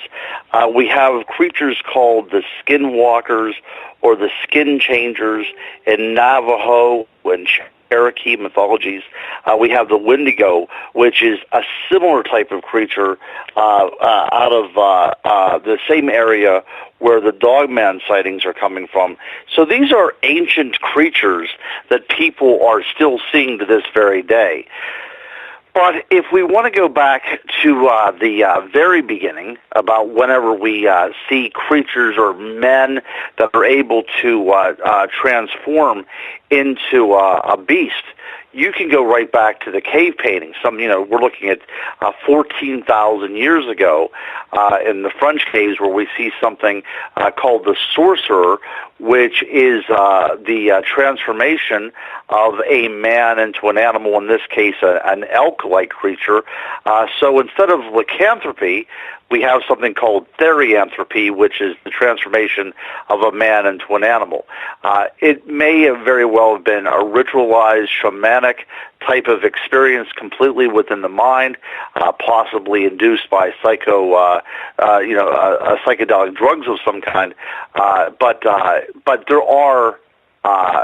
there is a long history of the notion of a person being able to transform from a man into an animal. And that is just one of our natural fears, too. When we think of the human, we think that he is separated from the rest of the animal kingdom. We wear clothes. We have sophisticated communication. We build a civilization. So it's kind of us against them. So whenever we see an animal in a human form, that can be a sort of a warning to us as well, too. This is what happens whenever we do not rein in our passions. If our passions are allowed to run roughshod, then we can become an animal. This was noted even back in the Paleolithic, the Neolithic. We can see hints of this through the representations of the art. But when we look at the mythologies as well too, we see what happens if a person is unscrupulous. Like where we get the word lycanthropy from, lycaon, this great Greek king. Not of course. The idea of Greek is a new modern notion that they were, of course, city-states. So the paramount of these would be Athens, but you would have one of the city-states would have been Arcadia, which was a backwater place even in the ancient world. But they had a mountain there where there was a cult of the werewolf that went on there, and this went back to the idea that their king, Lycaon, had a visit by Zeus in disguise, and one of the tenets of the ancient world is you have to show hospitality to a stranger. So Zeus arrived at the person's palace as a stranger, and Lycaon knew that it was the god Zeus, and he wanted to figure out how omniscient this god really was. So the king killed his son and served the roasted flesh of his own son to the god Zeus. Zeus immediately knew what happened, and he transformed Lycaon into a wolf, and he was thus the first lycanthrope in history, and also the eponymous origin for the name. But yes, right there at Lycia, this mountain there in Arcadia, you had the worship of the werewolf, and great writers from the ancient Greek world wrote about this place, and even an Olympic boxer was said to have transformed into a werewolf, and he remained a werewolf for 7 years. Until the curse was broken, but he went on to actually win an Olympic game. But it was believed that he literally transformed into a wolf after visiting this area. Now, also in this area, there was rites that may have involved cannibalism of some kind, but it's a very, very weird area. But when we talk about the Dogman, and we talk about First Nations people seeing these creatures, it's a worldwide thing. You can go back into antiquity, and we see that cultures from around the world believed in the idea of the Dogman. I have a few Bigfoot questions coming in from the SOR Space Travelers room, Ron, if you don't mind answering. Oh, no, not at all. All right. This starts off with Joe. Here in California, the Sierra Nevada seems to be Bigfoot country. Very rare do we get reports of dogmen. Are dogmen sightings in the eastern U.S. mainly? That is very interesting. Now, I have seen sites or sightings reports even in Europe, even in Great Britain. Why are they so apparently endemic to the East Coast? I'm not quite sure, but I was on a Bigfoot expedition with an older gentleman that had a Bigfoot sighting, and he wanted to prove the existence of these creatures. So he spent endless hours tracking through the wilderness of western Pennsylvania. But he told me on one of the expeditions that he encountered two types of Bigfoot. One of them was the big, tall, lumbering forest giant, and the other one was a more gracile, thin, predatory creature with a muzzle-like snout, reminiscent of a dog that hunted in packs. So he saw this creature, this dogman creature that he described as a species of Bigfoot. So it's very possible that this is just a misidentification of the two creatures, and maybe some Bigfoot are dogman reports and some dogmen are Bigfoot reports.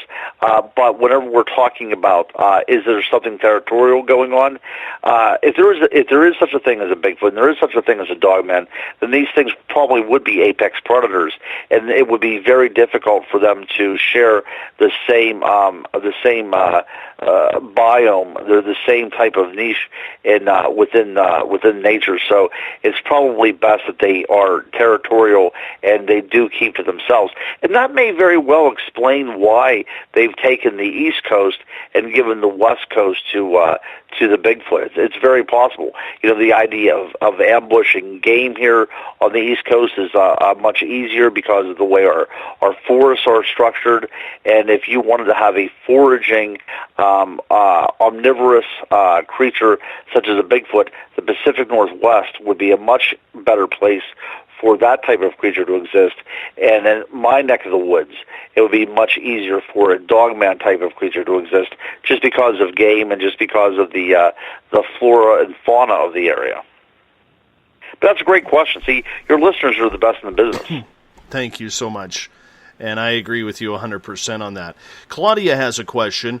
Ron, have you heard of stories about Bigfoot showing up when ceremonies are going on Indian reserves or any ceremonies of any kind? Her nephew lives on a reservation, and he has seen them many times during ceremony, and she has also heard them during ceremonies as well.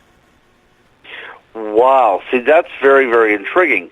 Now, in western Pennsylvania, unfortunately, the Indians in this area, the Monongahelians, which were the native First Nations people of western Pennsylvania, they had disappeared for several hundred years before white men had settled in the area.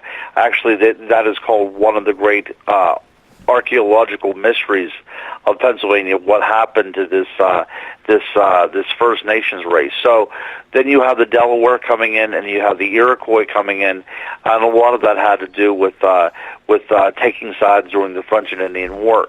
So as far as the woodland culture that occupied my neck of the woods in western Pennsylvania, they were gone. You folks out there are lucky because you have a continual habitation by First Nations people, and your stories are much more pronounced. Whenever you think of totem poles that have symbols of what appears to be a whistling ape-like creature right there, sitting up on top of a bird, or right underneath a squirrel or whatever else is put onto the totem pole, you start asking questions. What does this all mean?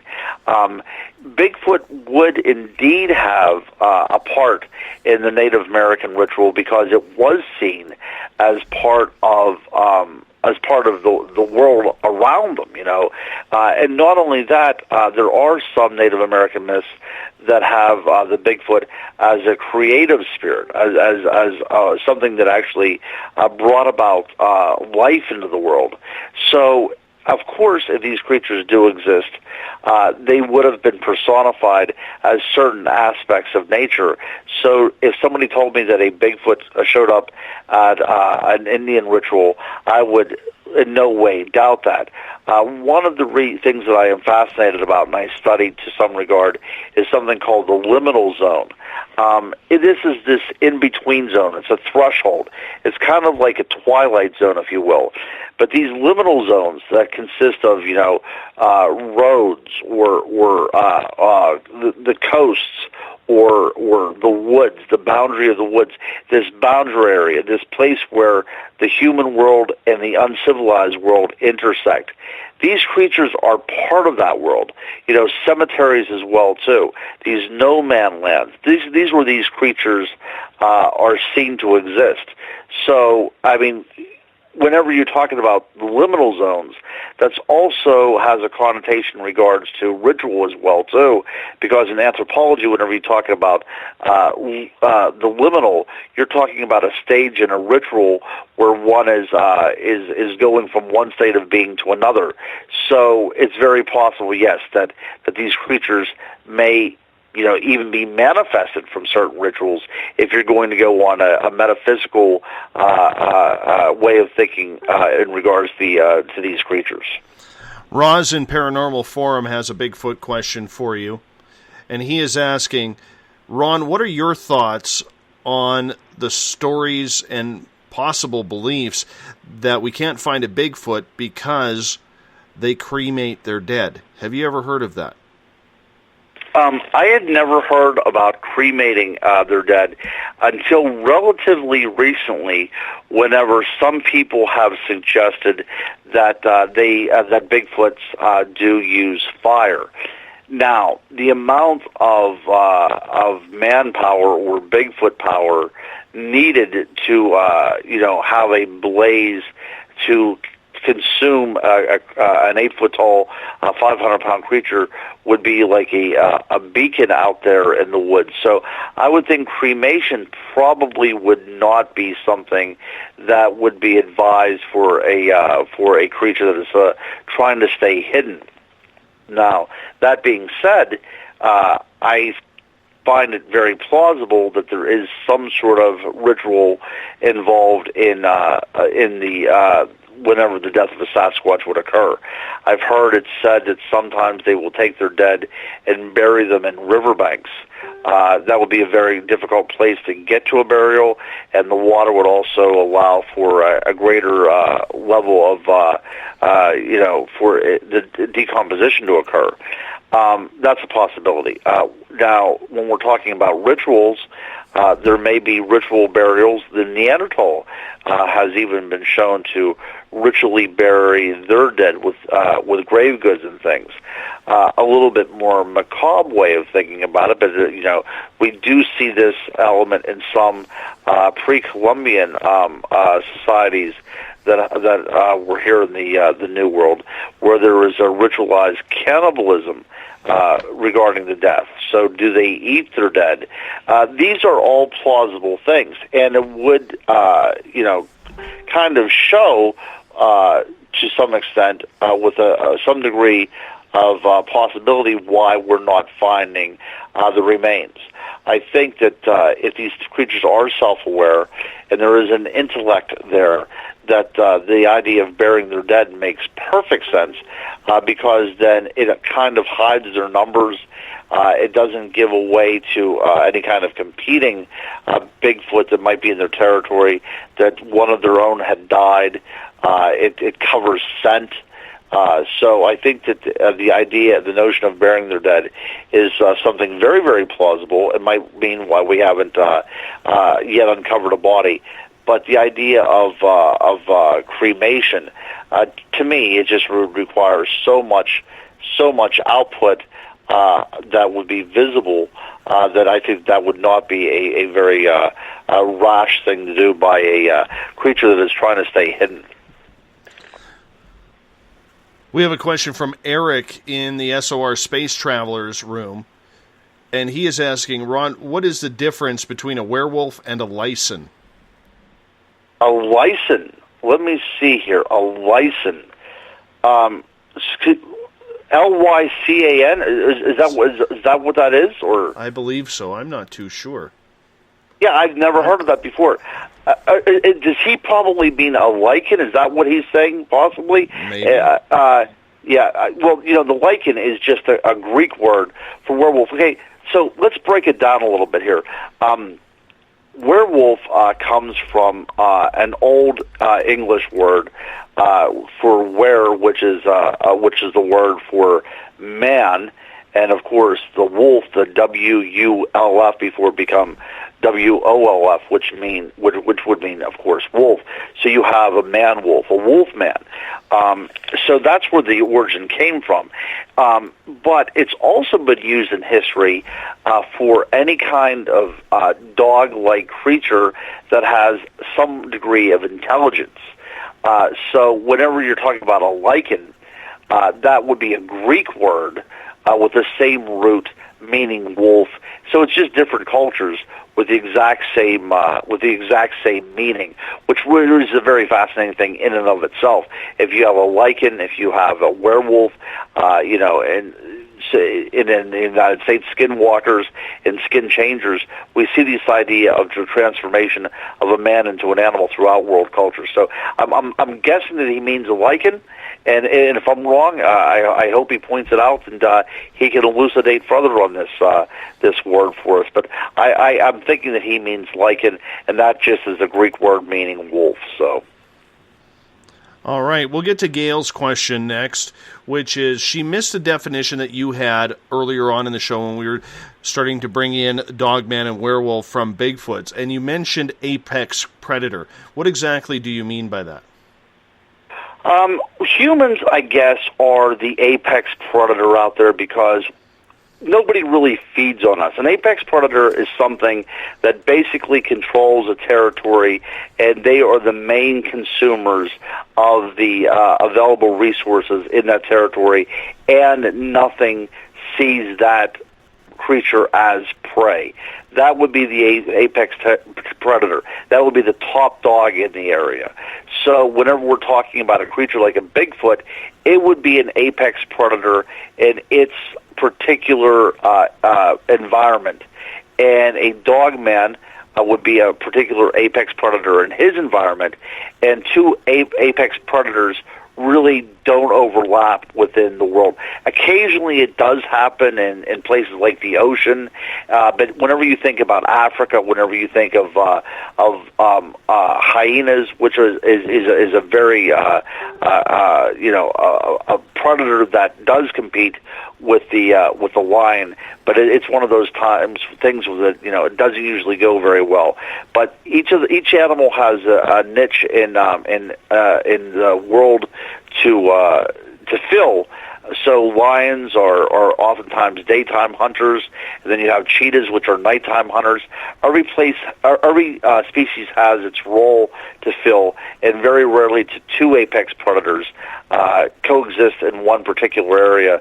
So that's why whenever people are talking about Bigfoot and Dogmen, these two creatures, from a biological perspective, it doesn't make sense that they would live within the same area because they would be competing for the same food sources. When it comes to territory, though, you've mentioned a couple of times that Bigfoot is mainly in control of the West Coast. I mean, we're almost talking like biker gangs here, not going out for tea and figuring out which tea bag, is the one for the tea group today, or the club today. But the West Coast, you have the Bigfoot area, and yet on the East Coast, as you say, there is Bigfoot sightings, but it's also mixed in with Dogman, werewolves. Goatman is now becoming very popular. There was a great photo taken of that in Maryland recently, and it looked real, very real. I'm not sure if you've seen that photo or not. Oh, I did. Yes, I did. But I guess what I'm asking then is, how much territory are these creatures needing, or do they coexist? Because they would be feeding off the same food source, would they not? They would, unless, of course, one is a predatory meat eater and the other one is a vegetarian scavenger. I mean, that's a possibility as well, too. But I would think they would both be omnivores because that's just the easiest way to survive. Bears are classic omnivores. But let's talk about that for a second. Let's talk about the genetic diversity that would be needed for a creature like a Bigfoot or a creature like a wild man to exist. And again, you have to look at the natural world. If we are going to be making statements about creatures, even though it's conjecture, we have to place it into the natural world, and we have to follow the rules of nature. Again, if you want to be scrutinized by science, you're going to have to follow scientific paradigms. So whenever we think about the great apes, how many great apes does there need to be to have enough genetic diversity to keep that to be a viable population? The answer, surprisingly, usually comes right around 500. Not a great deal of creatures. So if Bigfoot is to the point now that there's very, very few of these things in existence, what happens if there's only 500 in existence across an area of the Pacific Northwest that covers Canada and the northern part of the west coast of the United States? That's a hell of a lot of area for 500 creatures to exist, especially if they happen to be nomadic or migratory. So we're covering great deals of territory. So it would be very, very difficult to see these creatures or to find bodies. To find a body would be nearly impossible. Now, these creatures are self-aware and know that they have to remain hidden. Then 500 creatures occupying an area like the Pacific Northwest could stay hidden for absolutely forever. Planes crash in the Pacific Northwest and are never found again. So I think that you would be able to hide an 8-foot-tall, 500-pound animal. If it wanted to stay hidden, it's going to be able to stay hidden. Now, would that be the same with the dogmen? There might only be 500 dogmen roaming an area like the East Coast. So it's possible that they never overlap. But we do have hints in Native American folklore, Native American mythology about wars with giants, It may mean other Indian tribes, or it could be referring in some way, some metaphorical way, to these, Bigfoot or the dogmen. And it's always in the animal kingdom. It's always going to be a fight for survival, a fight for maintaining your position within the natural world.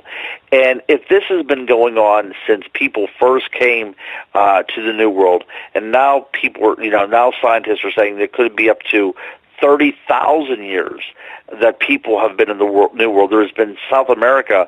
There is recently an uncovering of some bones that go back to about 30,000 years, about 15,000 years earlier than man was believed to come into the New World, that seemed to suggest that there was human tools used on the bones for processing. So if this kind of warfare between the Indian population, the dogman population, and the Bigfoot population has been raging for 30,000 years, well, we at 2016 are coming into a world where the boundaries are pretty well set in stone at this point. Ron, I'm a little bit late for a break here, but we're going to hop out at the bottom of the hour. We're talking with the crypto guru, Ronald Murphy, here. We're talking Bigfoot, Dogman, Goatman, werewolves, some really weird creatures happening on the East Coast, popping up left, right, and center, it seems, lately. You can find all of Ron's books on Amazon.com. Head there, pick them up. Good time during the break to do so. You're listening to Spaced Out Radio. I am your host, Dave Scott. We'll be back in a minute. Have you ever had an extraterrestrial experience? One you just couldn't explain? Well, maybe I can help. Hello, I am Samantha Mullet. On the second Tuesday of each month, I will join Dave Scott on Spaced Out Radio to bring a human aspect to ET contact. It's something I've lived with my entire life, and I'd love to help you understand. Let's share our experiences. The ET Experience, the second Tuesday of each month, only on Spaced Out Radio. Fairies? Bigfoot? Dogmen? Trolls? Goblins? Hey, if it's cryptid in any way, I'm looking into it. Hi there, this is author Ronald Murphy, also known as Spaced Out Radio's Crypto Guru. Join me every second Wednesday of the month on Spaced Out Radio with Dave Scott, where we will talk about the stories people call tall tales. I will fill you in on the latest sightings and the hidden histories that are causing quite a stir. You can find everything at spacedoutradio.com. Hi there, this is Jolene with Rivulet Reiki and Readings, and I want you to relax. Let me help you chill out and get in touch with your body, mind, and soul. In this busy world, sometimes we need to let go, and this is where I can help. Visit my website, rivuletrndr.wix.com/rivuletrndr, or my Facebook page, Rivulet R&R, to set up an appointment for relaxation, Reiki, or readings, no matter where you are. It's time for you to make time for you. Would you like to expand your clientele? Have you ever thought of online radio advertising? Check out spacedoutradio.com to get your name out there. Our listeners support those who advertise with us. So why not give it a try? We have the most competitive advertising prices out there. Just click on the advertising tab on spacedoutradio.com and contact us today. Are you an ET experiencer, but you just don't know what's going on? Are you too timid or shy to discuss it with anyone? Maybe I can help. Join me, R. Keith Andrews, the first Friday of every month on Spaced Out Radio, and I will help you to find the answers you're looking for. Together, I will help you understand the off-worlders and the true meanings behind your experiences. All you have to do is join us in the Spaced Out Radio chat room. See you there. Every Saturday and Sunday night, as Dave Scott wanders aimlessly in the wilderness. You can come hang out with me, James Tyson, in Spaced Out Weekend. Starting at 9 p.m. Pacific, midnight Eastern, I'll take you along as we talk with some of the best experts in their fields. SpacedOutRadio.com is the place to find us. So sit down, relax, put your feet up. Enjoy the topics like the paranormal, supernatural, intuitiveness, and so much more. Hope to see you there. Hi there, this is your psychic medium Joanna, and I would love it if you would join us every other Sunday on Spaced Out Weekend. With host James Tyson, we'll bring you personal psychic messages on two mediums and a large. Questions about love, life, career changes. We would love it if you would come and join us live. Call in and listen in for the experience. Allow us to open the doors to your other side. Two mediums and a large, heard only on Spaced Out Weekend at spacedoutradio.com. Would you like to become one of our space travelers? All you have to do is click on the Space Travelers icon at spacedoutradio.com. For only $5 a month, you can get access to some great prizes, as well as private monthly shows, newsletters, and a members-only section on our website. Become a space traveler today.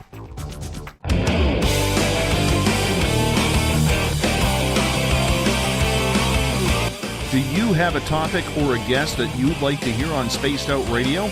Let us know at spacedoutradio.com, where you can sign up to become a Space Traveler member today.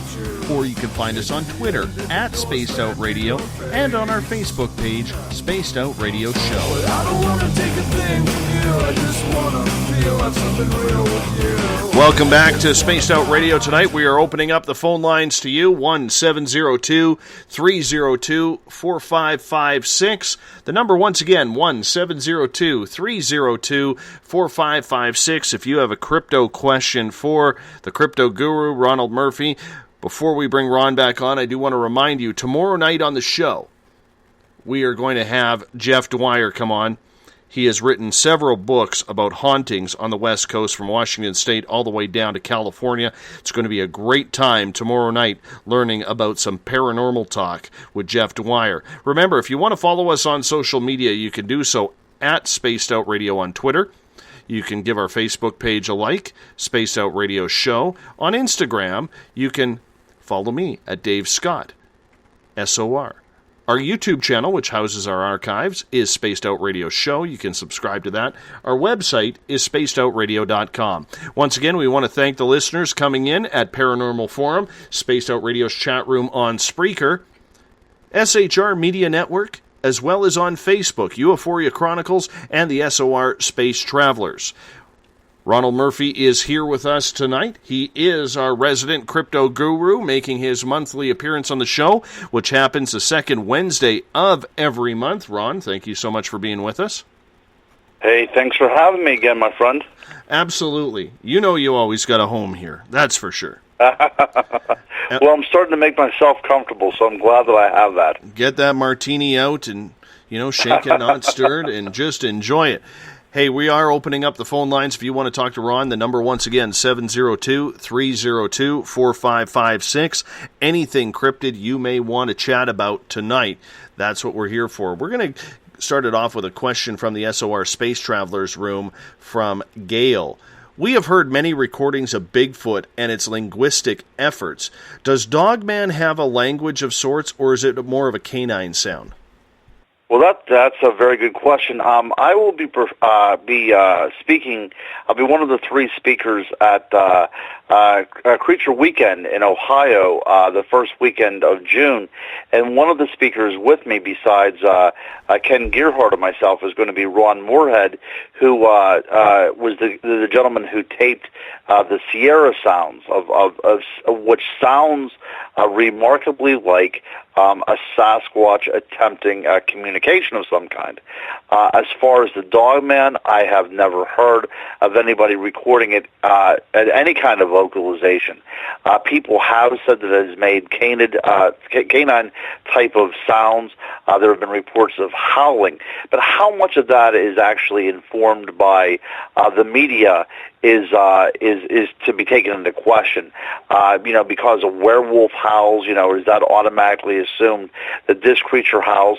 But for the most part, I've heard or seen no evidence of this animal making any kind of vocalization.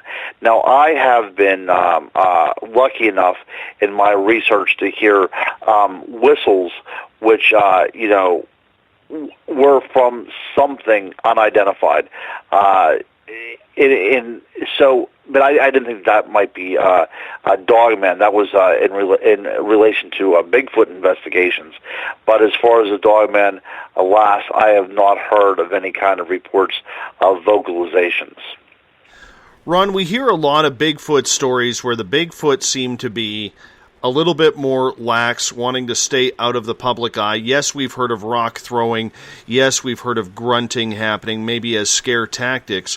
But when it comes to aggressiveness, unless it's out of Louisiana or Arkansas, for some reason the swamp does that to these creatures, we don't hear a lot of Bigfoot chasing people out. Now, I have heard stories here in British Columbia of that happening, but that may be because there's young around. That may be because maybe there's food around and the Bigfoot is hungry, which would be natural for a wild predator. But when it comes to Dogman or werewolves that are being sought, these creatures seem to be very, very aggressive in the encounters with people. Why do you think there is a difference? Oh, let's see here. Now, this is going to have to go into the realm of conjecture and speculation. There have been reports, of course, of Bigfoot breaking into, tribal areas to get food sources. Ripping open 50-gallon drums to get its salmon and such. We've heard stories of that. But in regards to the Dogman, it seems, getting back to the liminal zones as well, too, that these creatures are usually reported along roads. The Beast of Bay Road is a great Dogman story, but they've been seen to chase cars or to get up into pickup trucks, but it always involves a food source of some kind. People had stopped because they had seen something along the road, bent over, eating roadkill of some kind, and then the animal was startled and then went about chasing the vehicle to get the people out of the area.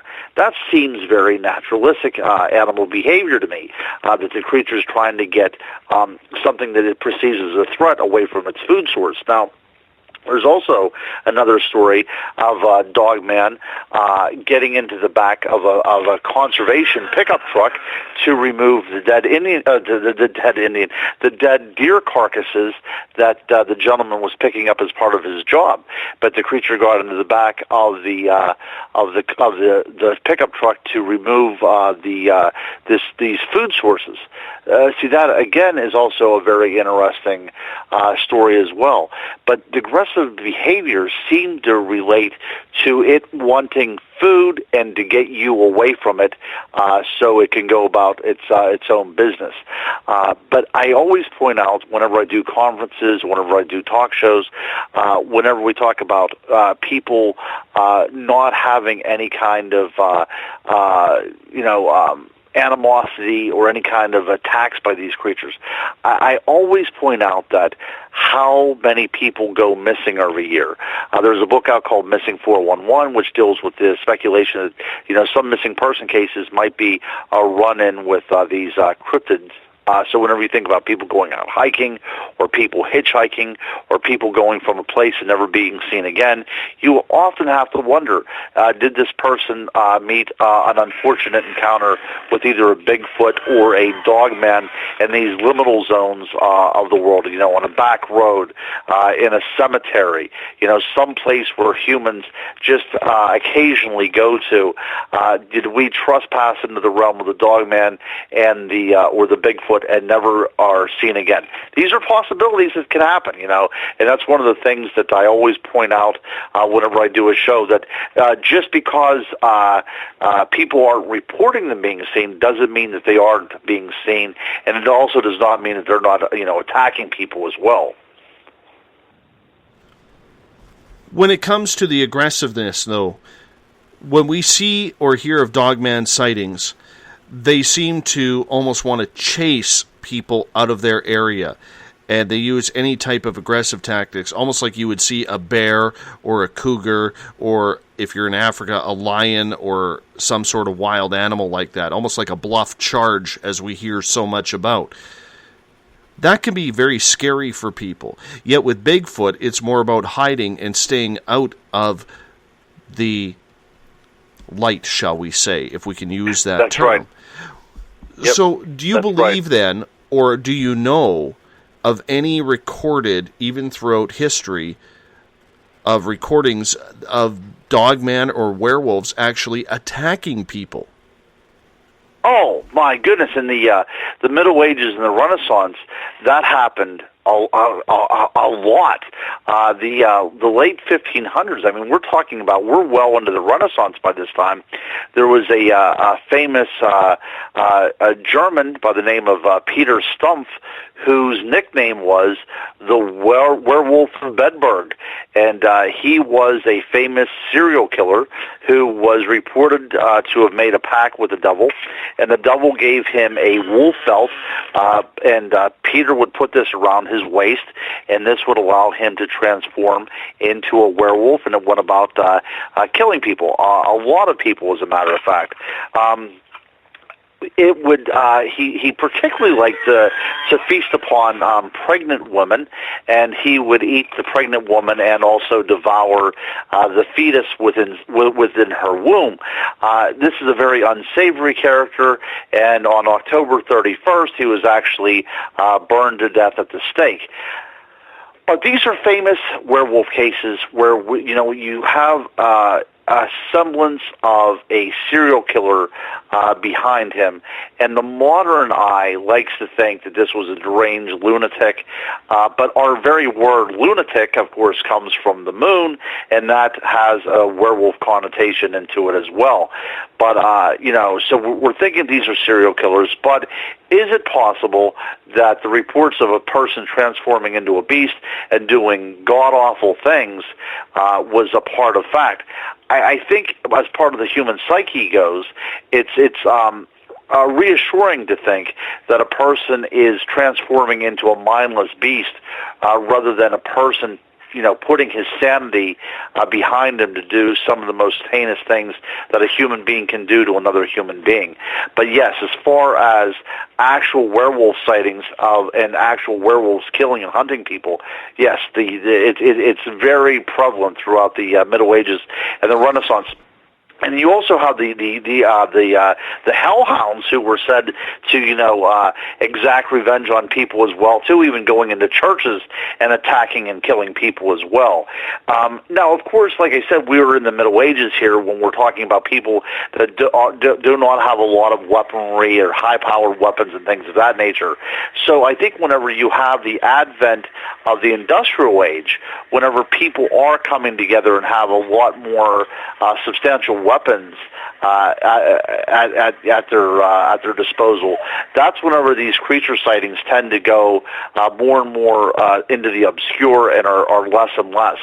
But whenever people are still very traditional and we're mostly rural and agricultural, then you do see these death tolls of sometimes 110 deaths being blamed on one particular creature. Roz has a question for you in the Paranormal Forum that follows us online. And he is asking, do you have any experience in shapeshifters?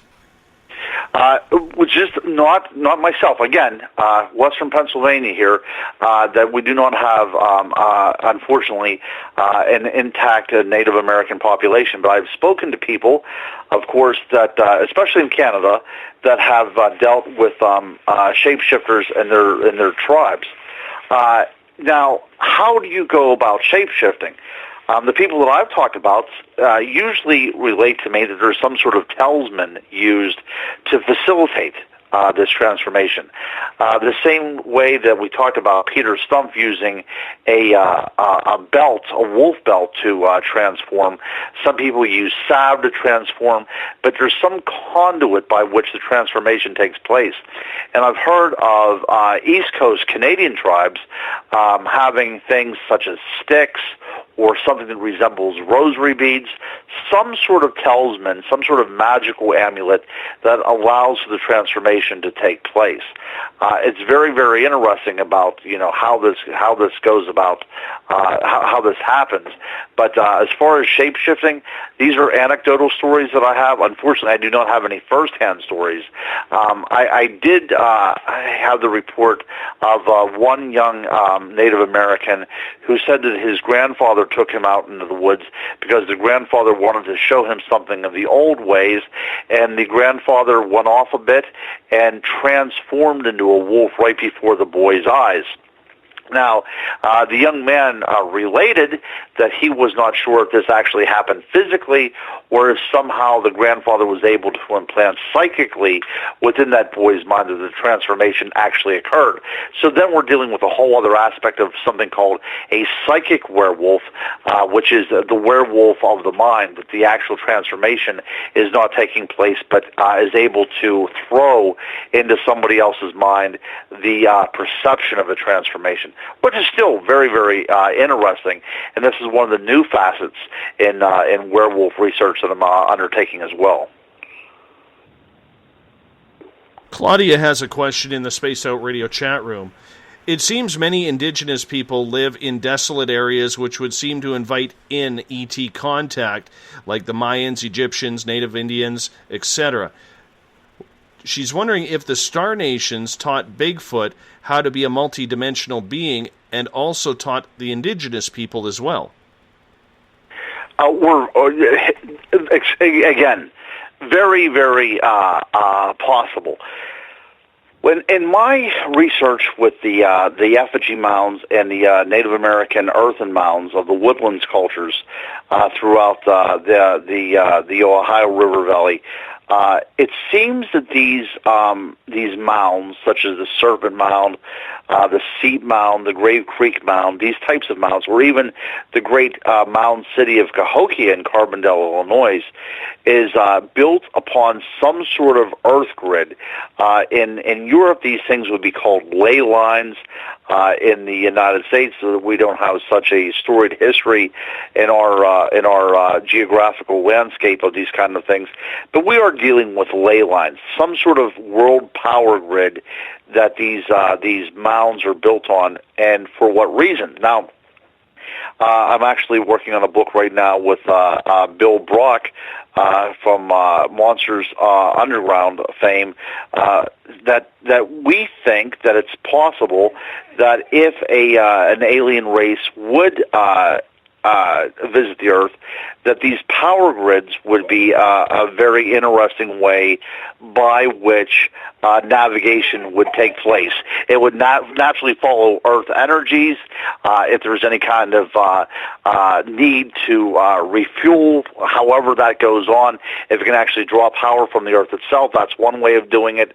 But it seems that there is a great deal of alien or UFO activity around Indian mounds, and also around Indian mounds, according to Linda Godfrey and Jody Cook and other writers on the Dogman, that there's a lot of Dogman activities around these types of places as well, too.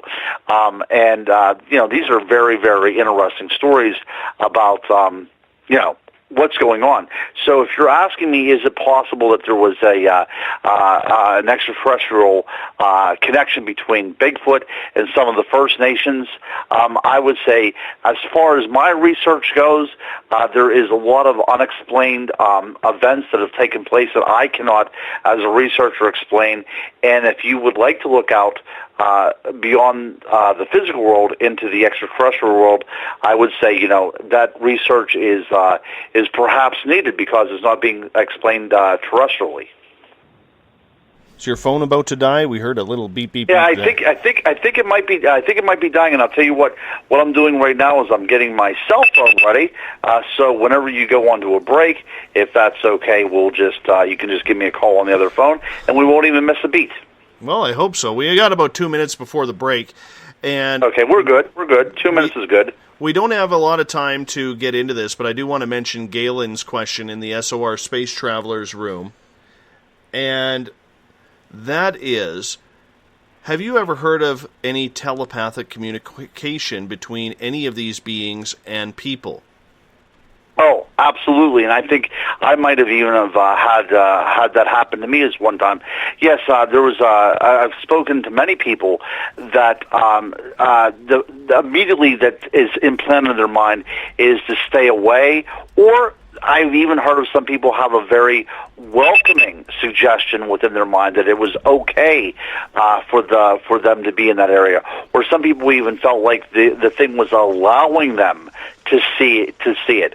But yes, I've heard that many times. And one time I was researching the Dogman in a local area, and I did not see the creature, but I do feel that something was implanted into my mind that I knew that I was invading a territory, and whether this was done psychically or through some sort of infrasound, I'm not sure, because infrasound might be the way that these psychic implantations take place as well too. But something was projected into my mind that I knew that I should not be there, and I knew that there was a predator in the area.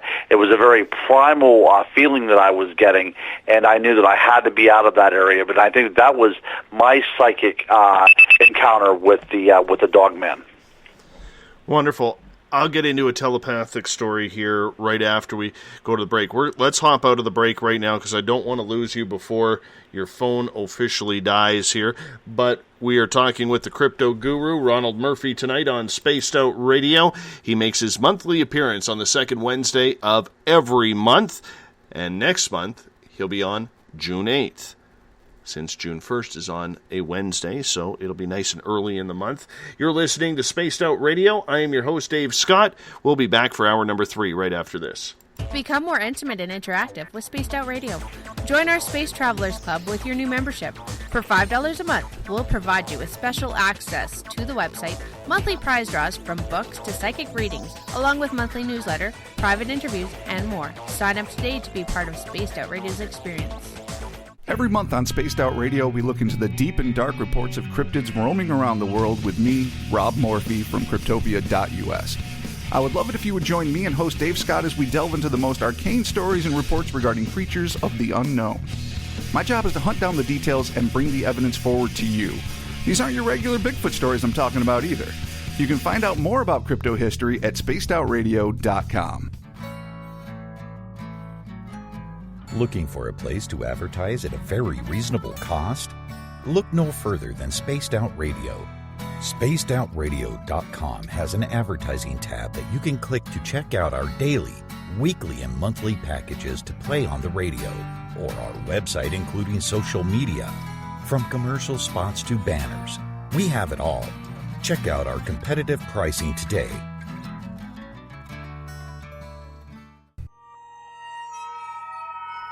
You hear footsteps in the empty room above you. A rocking chair begins rocking by itself. Don't be afraid of the things that go bump in the night. Reach for Spirit Storybox, the iPhone app the Huffington Post UK called the only ghost hunting app you will ever need. Spirit Storybox. The spirits are telling their stories. Are you listening? Strange creatures lurking in the night, the sounds of wood knocking in the forest, odd happenings right out of a fictional world. These are the reports I love. Hi there, this is author Ronald Murphy. And I would love it if you join me and Spaced Out Radio host Dave Scott the second Wednesday of every month on our journey into the unknown land of cryptozoology at spacedoutradio.com. From Mothman to Frogman and everything in between. Hey, they don't call me the crypto guru for nothing. Is the 24-hour world starting to wear you down? Let me from Rivulet Reiki and Ratings lend you a hand.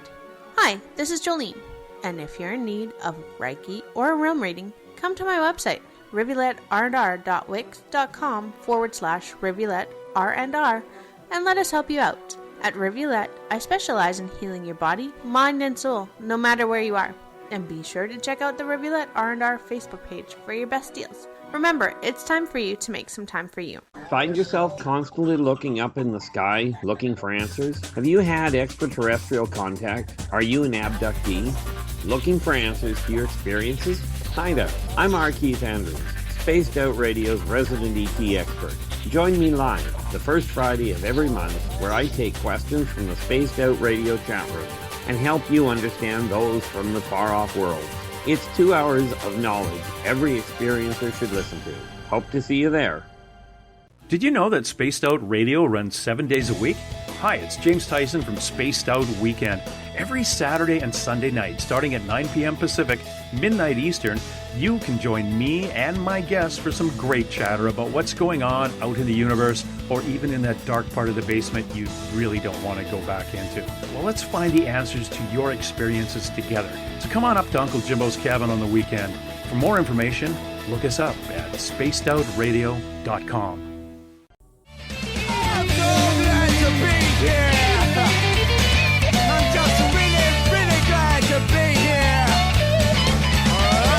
Would you like to connect with us on Spaced Out Radio? Head to spacedoutradio.com to check out the latest shows, guests, and sponsors. And don't forget to sign up for the Space Travelers Club. You'll find all you need at spacedoutradio.com. Welcome back to hour number 3 of Spaced Out Radio. Tonight, I am your host, Dave Scott. Thank you so much for your listening in on the SHR Media Network, in Paranormal Forum, the SOR Space Travelers chat room on Spreaker, Euphoria Chronicles on Facebook, as well as on Facebook, our SOR Space Travelers Club that goes every night during this show. It's always busy. It's always packed. If you haven't checked it out yet, I highly suggest you sign up for that. It's always a good time. How many more times can I say always? It's a plethora of always tonight. I don't know why. Tomorrow night on the show, we're going paranormal. West Coast paranormal, from Washington State all the way down to California. Jeff Dwyer has written many books about the hauntings between Seattle and San Francisco. We'll find out more tomorrow night. If you want to follow us on Twitter, you can do so at Spaced Out Radio. Give our Facebook page a like, Spaced Out Radio Show. On Instagram, we can be followed at Dave Scott, SOR. We put all of our archives on YouTube. You can subscribe to our channel, Spaced Out Radio Show, as well as our website is spacedoutradio.com. Tonight we are talking with the crypto guru, Ronald Murphy. We've got a new phone that actually has some battery life left in it. You can find any of Ron's books on Amazon.com. Ron, thank you so much for your monthly visit to this show. Hey, thank you very much for having me. And I'll tell you what, so it's proving now that the 3-hour format, I'm going to need 2 phones. So I'm glad that we had to work out all the bugs here. This is great. Well, you know what? This is a rookie move for both of us tonight, so we're checking this out. But that's a good part. At least it came during a break. The phone was dying during the break. So that's the important part right now. You know, so at least we know we got 2 hours with the house phone. You know, and I always appreciate you coming on the air with me, my friend. Oh, hey, I love it. I love it. So, yeah, no problem. If we have to switch phones one time during the 3-hour period, that's great. Hey, right before the break, we were talking about telepathy with Bigfoot. There was a question in the Spaced Out Radio Space Travelers chat room on Facebook about that. And I believe that Bigfoot can telepathically communicate. I believe it's a smart creature. I've heard stories of it in the past. And the year I had my experience with 2 Bigfoot, maybe it was a guide telling me, or I don't know what it was telling me, but I knew I was going to see Bigfoot that year. And I thought it was going to happen in July. It happened in September of 2013. But when I moved north last year, which is 4.5 hours away, the funny part about it is I started feeling like I was getting telepathic messages. And let me preface this by saying, I'm not still 100% convinced that telepathy works. Okay? But this is just what it felt like. And that's all I can describe is the feeling. But it felt like I was told that when you come up here, we need you to work on your Bigfoot communication. And it was like I was shown an area where I'm supposed to go. I was told no weapons, no recording devices, no cameras, no video cameras. I was shown the area to go to in the forest where I'm supposed to park my vehicle. And I'm told that there will be a male there. I probably will not see him on that first visit, but he will be noticing me. He will know. It's almost like the feeling was, and I'm going to describe it as a feeling rather than telepathy, that he is waiting for me. What would you describe something like that? Would you describe it as a telepathy, or would you describe it as just a supernatural experience that may or may not happen? Well, I think that supernatural experiences is in the perception, isn't it? One man's supernatural experiences is another person's, religious experience or, a psychic experience. So it's the way that you perceive it. Now, we talked about how encounters with these creatures have evolved over the years. And we're talking about, whenever agrarian cultures have these encounters, it was far different than how modern cultures have. And I think it has to do with our open mind. We have been educated not to have an imagination anymore. We have been educated to basically be blind to our surroundings. And it seems that there are people that are close to nature, whether they be indigenous cultures or whether they be, people that depend upon the land for their livelihood, like farmers or ranchers. These people see these creatures and they're more open to these creatures because they are so part of the environment. So whenever you talk about telepathy, I think that's a person being in tune to the natural wavelength of things. And I'm glad that you shared that story with me, because I think it's very pertinent in our research of these creatures, that they are able to communicate with us, but we are basically shutting them out. We're either closing our eyes to them or putting our hands over the ears of them, or our hands over our ears so we can't hear them. Native cultures would say that they've always been in there. Even in the Tibetan cultures, when we're talking about the Yeti, that is part of the magic of the world. But we don't believe in magic anymore. So actually we're going full circle here on our communication or on our interview so far, because we talked about this suppression by the government. We are taught to suppress things that are not believed to be true.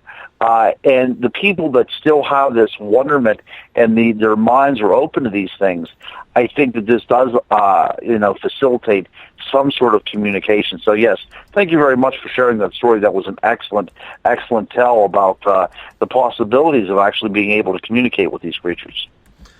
Well, Galen in the Spaced Out Radio Space Travelers Room has a follow-up question. She actually read a story where in 1972, campers came in contact with a Bigfoot and actually received a telepathic message that said, "We were here first." Had you ever heard that story? I have not heard that story. That is a great story, however.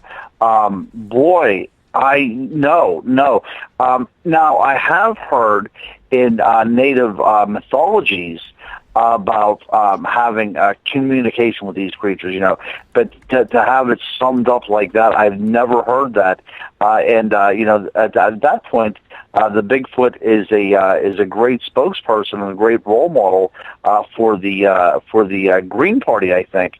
So if they were here first, I think that it's time for them to make their stand. But I think they probably have made their stand back in ancient history, and unfortunately, it didn't go well. And now they are part of the goblin universe of our forest now, and it's an unfortunate thing. But the human race isn't very kind to things that are different. So it's probably best for them the whole way around that they remain hidden. And I do believe true that they were probably here first. That does make complete sense to me. Jadams in Paranormal Forum is asking, Ron, have you ever heard about the sizzle effect regarding Bigfoot? It's like an electromagnetic zap. I've actually heard of this before. I have too, yes. And I think whenever people talk about, urinating themselves or defecating themselves, something comes over them.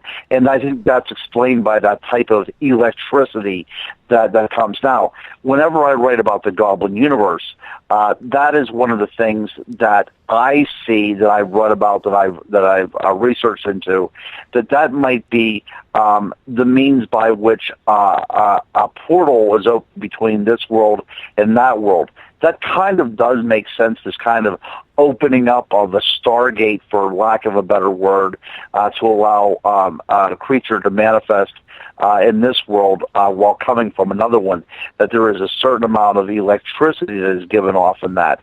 And that sizzle effect can be explained if they are indeed manifesting themselves one world to another, that this might be a good explanation by how this energy is released. I have heard that electromagnetic ray or whatever that Bigfoot is able to put out, it will actually drain batteries. It will knock out cameras, or recording devices won't work at that particular time. That may be a reason why so many Bigfoot pictures or videos come out blurry, because it distorts absolutely everything.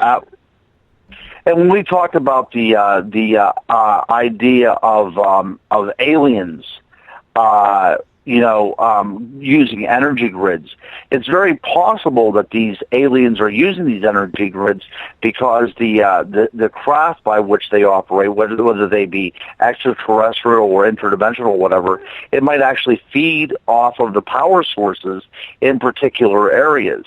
So, I mean, it might have all to do with a very natural type of energy and a natural type of electricity that, very few people are able to recognize. And this can explain a lot of the ideas of anything from hauntings to Bigfoot to UFOs. It's a very interesting concept. It's amazing about the science of that, though, because that would lead to supernatural type powers that this creature would have. If it can zap electromagnetic rays that are invisible to the human eye to shut down recording devices, drain batteries, like we just said. Do you think then, Ron, in your own personal mind, I'm not taking science or any sides here, but do you think then that Bigfoot and creatures alike, like Dogman, like Werewolf, are having more supernatural powers than what we give them credit for? Yeah, I think that's very, very possible indeed. That they're able to.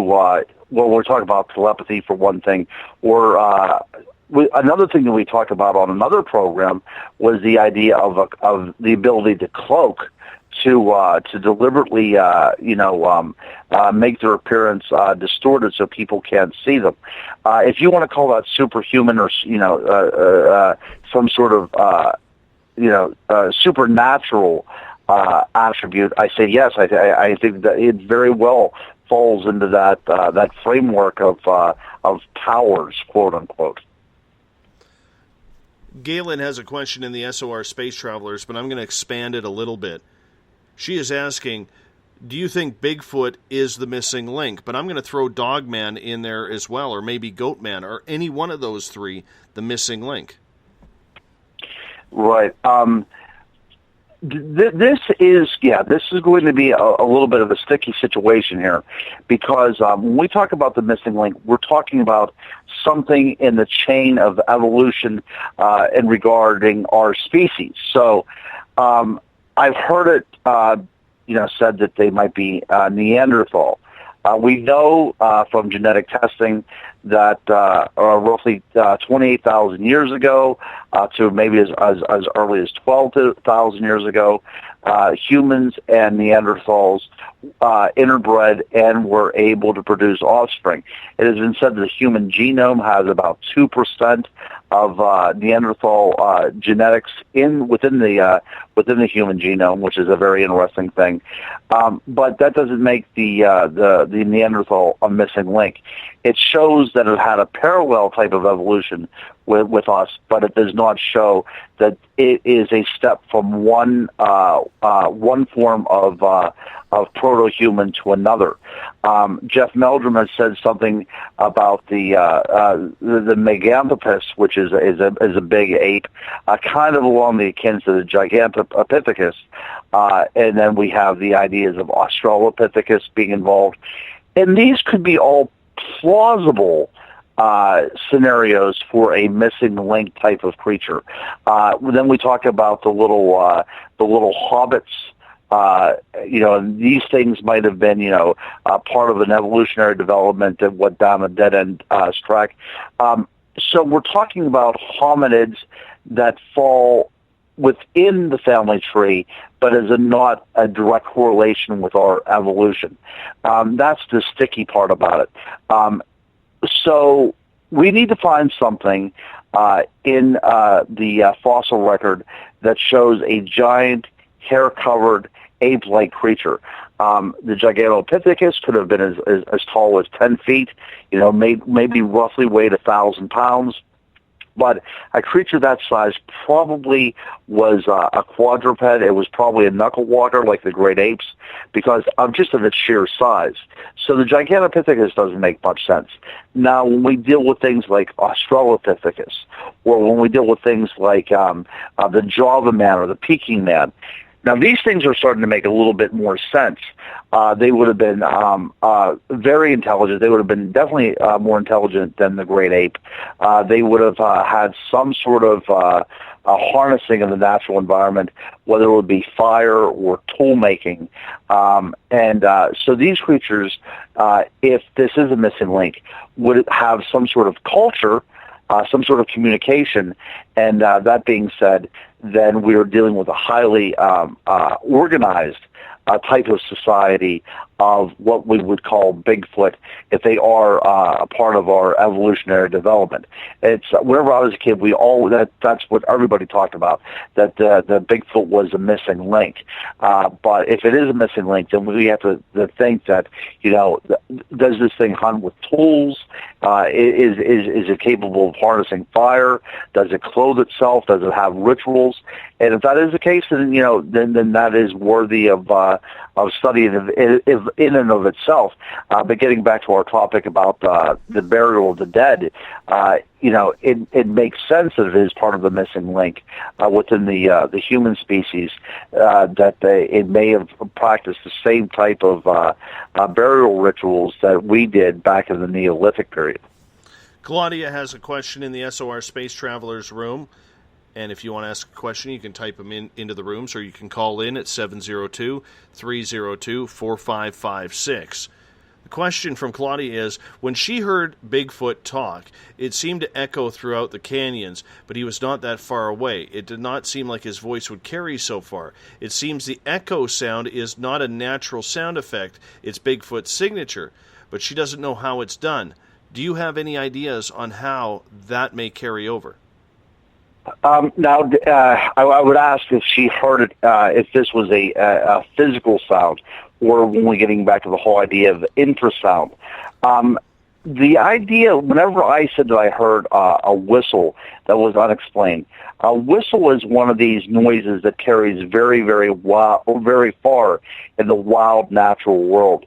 It's capable of withstanding echoes and withstanding wind, and it's just a very interesting means of showing yourself that it's there for territorial reasons, and so that's an interesting thing. Now, if she said that it was echoing all over the place, it may very well be that this is a part of the infrasound that I was talking about, because animals such as the elephant is capable of communicating over a distance of miles and miles by using infrasound, and that might just be the way her body perceived this sound as something vastly different than it was. It would be interesting if she had a recording of it, because then if you have a recording of it, then the idea of an infrasound, something right under the spectrum for actual human hearing, then that would be interesting. But I would love to hear a recording. And unfortunately, I'm not sure if she has one or not. But I would say the next time she goes out, be sure to take a recorder with her. You know, the funny part about this is when I heard the Bigfoot roar, and it sounded like it was maybe 100, 150 yards behind me, and we were in a mountainous area as well, I never heard the echo. And for Claudia to say there was an echo, and she stated here further on that, yes, it did sound like it was for miles. I find that very interesting because when I heard mine, there was no echo at all. It almost sounded like a duck, because I know the area echoed because there was a mountain going up, right beside us. And wow, yeah. So that, yeah. God, I'm sorry. I'm not going to cut you off. Yes. No. I just don't know how to explain that, because it's two different experiences that are polar opposite of one another. It is. Now, they're polar opposite because you might have been experiencing two different reasons for the sound. One might have been, a warning sound, and one might have been a territorial sound. One might have been a location identification sound, something to call in the young. When we're dealing with an animal in the natural world, there's very different reasons why it vocalizes. So that being said, it's very possible that you both heard the same type of an animal making a different sound for different reasons. Getting back to... Go ahead, Ron. Sorry. I was just saying, like the idea of wood knocking. I have only heard wood knocking one time, and it sounded like a Major League Baseball player hitting a home run ball. It was that quick snap, very athletic, nothing like they show on television, nothing like the random pounding of a tree. It was a very sharp snap, a startling snap that kind of ripped through the darkness in the night when we were out on our investigation. And I think that it was, the idea of a wood knock is something that can be used for territorial purposes, say that there is an intruder within our area, let them know that there is something in the area. But, the wood knock could be used for multiple different reasons, as well as why a creature would happen to vocalize in a particular area for a particular reason. Gail has a question for you in the SOR Space Travelers Room. Has anyone ever found evidence of a Bigfoot indoor residence, or is it believed Bigfoot resides outdoors year-round? No, that's one of the scary things. People have reported coming home and finding something hairy, man-like inside their house and chase. I mean, that's one of those things that whenever I come home at night and I'm by myself, that's one of the things I keep my lights on for, because there have been a number of people claiming that they've seen Bigfoot in barns. They found them in abandoned houses, or they came into their home and lo and behold, one of these creatures got in. That's a scary thing. I think that if it was cold outside and if a creature like a Sasquatch was able to get into some place that was environmentally stable, it would certainly do that. But to think that you would have an 8-foot, 500-pound trespasser in your house, a home intruder in your house, and you come home and you come upon it, that is just too frightening for me to think about. So I certainly turn on all the lights in my house and do a thorough check before I would even think about turning in, for fear that there might be a Bigfoot in my house. But yeah, people unfortunately have reported these creatures going into homes. Galen has a question in the SOR Space Travelers Room. How come there are different types of Bigfoot? Some seem smart if communicating telepathically, while others are reported more animalistic. That might be going back to the great Sam Sherry that I was on the investigation with, who was talking about the differences between Bigfoots, and one of them seemed to be a relation to the Dogman. Why that is, I'm not sure. Are we talking about different species? Are we talking about genetic diversity within the same species? Whenever you are in anthropology and you come upon bones, you can call them robust for larger members of a particular group, and then you have gracile for smaller members. And if you look at the human population, you have the different types of body characteristics. The endomorph, the ectomorph, the mesomorph. So this even is a variation within the human as well too. So it's interesting to think that there might be a species diversity within the Bigfoot population. So again, it's conjecture. Some people think that we're talking about two entirely different creatures, but I feel that it is like you would find in the great apes. If you look at chimpanzees, there is a stunning amount of differences between facial and body morphologies. And I think that probably does happen, too, in the world of Bigfoot, if they do actually exist. You cut that off a little too quick, because I was just taking a sip of my iced tea, man.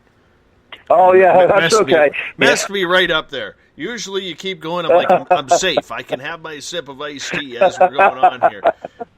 That's the beauty of it. Now people know we're live, because Dave's like, oh, crap. Now I got to... That's right. Half a sip. Hey, there's no lip syncing around here. No, for sure not.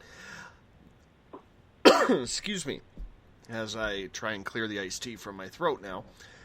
I want to get into Joe's question. I'm going to mention it to you right now because we only got about 60 seconds before we go to break. But I think it's important to spend some time on this. And what that would do is give us a little bit of a length to go in depth with it. But his question is, Ron, what do you think of all of these television shows, and I'm not going to mention their names on the air, but, all of these television shows about cryptids and Bigfoot, do you think they are good for what they are trying to accomplish, or do you think that they are bad? And I want your answer after this, because I think it's important for us to go into it. I mean, we were planning on talking Dogman and Werewolf tonight. This has taken more of a Bigfoot talk. I'm willing to go there. You've been willing to go there. So I guess that's where we're going tonight. We'll save the rest of the Dogman and Werewolf species for the next time you're on June 8th. Sounds good. Hey, that's an excellent question. I'll be looking forward to answering it. So as soon as we come back on the break, let's hit it hard. Absolutely. We're talking with the crypto guru tonight, Ronald Murphy. He makes his monthly appearance on this show. Every second Wednesday of the month is Crypto Guru Night. His next appearance will be on June 8th. You're listening to Spaced Out Radio. I am your host, Dave Scott. We'll be back after the final break of the night. Are you interested in advertising on Spaced Out Radio? Head to our website at spacedoutradio.com and click on our advertising tab. There you will find an assortment of ways you can get your product out there with us. From the radio, commercials, to banners, to social media. Have a product you'd like our host to endorse? We can do that too. Visit spacedoutradio.com for more details. Visit purpleplates.com today. For over 40 years, the Purple Energy Plates have been delivering amazing results for their many customers. Inspired by the great genius Nikola Tesla, the harmony, healing, and energetic effects of the plates have proven over and over to be beneficial and often miraculous to thousands of customers. With their money-back guarantee and the many benefits, how can you afford not to get one? Check their site for daily specials and choose from their many energy products. You won't be sorry. Right here, this is where we divulge the fruit of our research. Here on the Webster Phenomena every Saturday night at 8 p.m. Pacific, 11 p.m. Eastern on Spaced Out Radio. Attention Spaced Out Radio listeners. For only $5 a month, you can join Spaced Out Radio Space Travelers. Your membership at spacedoutradio.com will give you access to private fan area on the website, get you a monthly newsletter, draws for monthly swag, and a whole lot more. Sign up today to become a part of the Spaced Out Radio experience. Strange creatures lurking in the night, the sounds of wood knocking in the forest, odd happenings right out of a fictional world. These are the reports I love. Hi there, this is author Ronald Murphy, and I would love it if you join me and Spaced Out Radio host Dave Scott the second Wednesday of every month on our journey into the unknown land of cryptozoology at spacedoutradio.com. From Mothman to Frogman and everything in between. Hey, they don't call me the crypto guru for nothing. Greetings and salutations, space travelers, from the Chronicles of the Unknown team.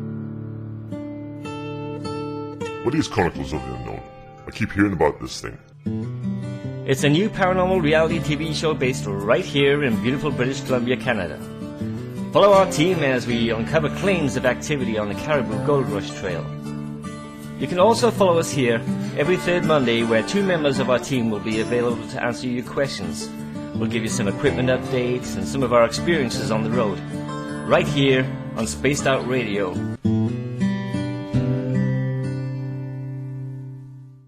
The last Monday of the month on Spaced Out Radio is a night of psychic vision, mediumship, UFO and ET contact, Bigfoot stories, animal communication, and so much more with me, Elizabeth Anglin.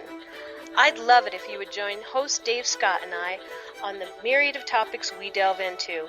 Every month, we share new views that may help you understand your own experiences. So tune on in at spacedoutradio.com and stamp your cosmic passport. Did you know that Spaced Out Radio runs 7 days a week? Hi, it's James Tyson from Spaced Out Weekend. Every Saturday and Sunday night, starting at 9 p.m. Pacific, midnight Eastern, you can join me and my guests for some great chatter about what's going on out in the universe, or even in that dark part of the basement you really don't want to go back into. Well, let's find the answers to your experiences together. So come on up to Uncle Jimbo's cabin on the weekend. For more information, look us up at spacedoutradio.com.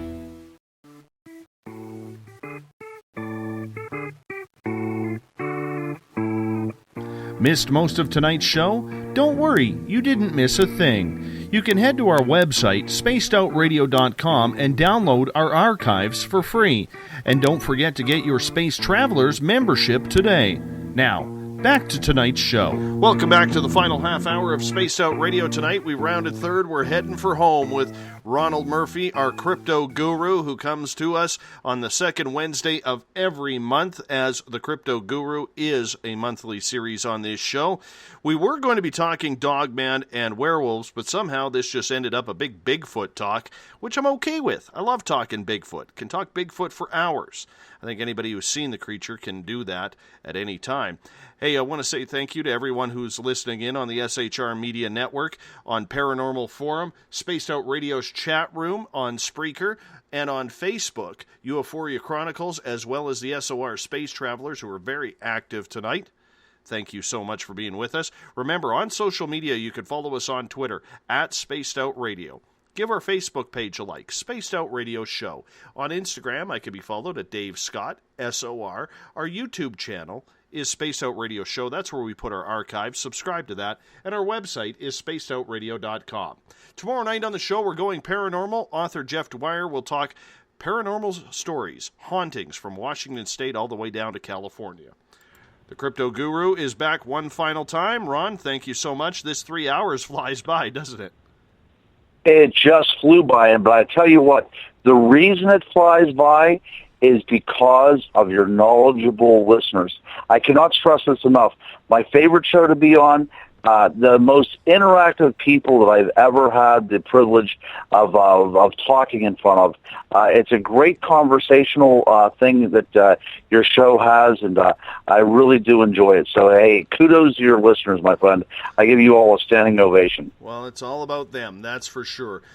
Right before the break, I asked you Joe's question. What do you believe, or what is your opinion in regards to all these television shows that are on there? Do you think they're helping the crypto world, or do you think they're actually hurting it? I have actually been invited to go to the taping of one of these shows, and we won't name any names. I think that everybody out there that's knowledgeable will immediately understand which ones we're talking about. But, there's nothing genuine about reality television. The reason it's on television is because it has to be marketable, and nobody would want to watch 12 hours of people walking out in the woods and not finding anything. There has to be some sort of result. There has to be some sort of tantalizing, scintillating moment, whether that's genuine or not. You have to have it because that's how television works. We are part of a microwave culture. We need instant gratification, and that is just that's just the makeup of today's society. Now, what is good about it? What's good about it is it allows people to talk about Bigfoot and cryptid creatures in a prime time environment, which is always good. Anytime there's an open communication regarding, the cryptids or the paranormal, I always see that as very beneficial. However, if you make it into a mockery, then everybody that has an interest in the paranormal or everybody that investigates the paranormal is seen as a mockery as well. That's a double-edged sword. For instance, one of the shows that involves monsters inhabiting, a certain state very near my own, just west of the state of Virginia. My son, who happened to be about 12 years old at the time, he said, "Hey, Dad, if every time these people go out into the woods, they experience one of these monsters, wouldn't the place be crawling with monsters? I mean, you would be tripping over monsters. If there's 12 episodes a year, each episode has a different creature on it, and each episode they find definitive proof of this creature. Certain parts of the country must be littered with these creatures." Well, of course, these are exploitation programs, and that does nobody any good. In my book on mermaids, I wrote about the terrible injustice that the Discovery Channel did in relation to the mythology of the mermaid. That they put on a mockumentary. A lot of people thought that it was a genuine a historical program, a documentary, and the fact that it really was not.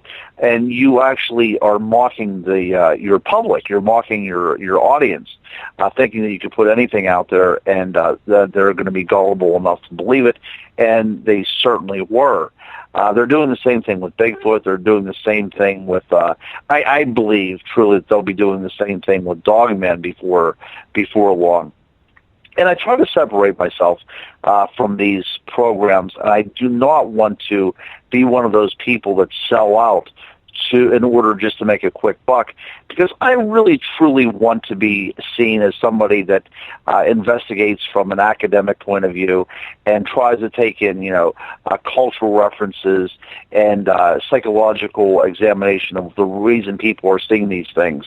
But I think that if these shows are done in a way that it's going to promote paranormal research for the good, it's always a good thing. But for the most part, what's being put on right now is tabloid television. And in the long run, it's going to hurt people because, well, there's going to be two reasons it's going to be hurt people. One reason, it's going to show that every researcher out there is a bumbling, uneducated fool. That's number one. And the number two thing is there's going to be an overexposure. Then people not want to do anything at all with the paranormal field, and that's going to be a terrible thing as well. So, one of my pet peeves is the word squatch. Squatch, that's right. And where believe it or not, I actually banned that word from this show after talking to John Bindernagel, who I had the privilege of doing so a year ago at a conference that I was attending. And I asked him point blank about this same question in regards to the television shows, whether it's actually helped or harmed the study of Bigfoot. And one of the points that he brought up was that the word Squatch, in his opinion, and this is a man who has been literally studying Bigfoot for over 60 years, actually really mainstreams it and really disassociates the true study of what this creature is compared to what television has created by cutting down the term to Squatch, cutting down where everybody is having experiences on a momentary basis. And I felt sorry for him because at one point it almost seemed in that conversation that he felt like it was 60 years of research gone down the drain because of television ratings. But he always pointed out the word Squatch. What is your opinion on that? Yes. Yeah, I've actually heard him talk about that as well, too, and I agree with him totally. That's a Native American Indian word that was put together by an Indian ethnographer, and it's a combination. It's of two different Pacific Northwest Indian dialects in relation to this creature. But you're making it very diminutive whenever you call it a Squatch. You're domesticating it. You're making it something into a bit of a mockery, rather than the figure that it represents in the native tongue. As far as sociology is concerned and psychology is concerned, there's a very interesting theory that language creates reality. It's called the Zafer-Werf hypothesis, and it basically states that our language is what gives meaning and relevance to the world around us. And if we have words for things, so we can understand what it is within our mind. So to say Sasquatch, that means something far different than the word Squatch.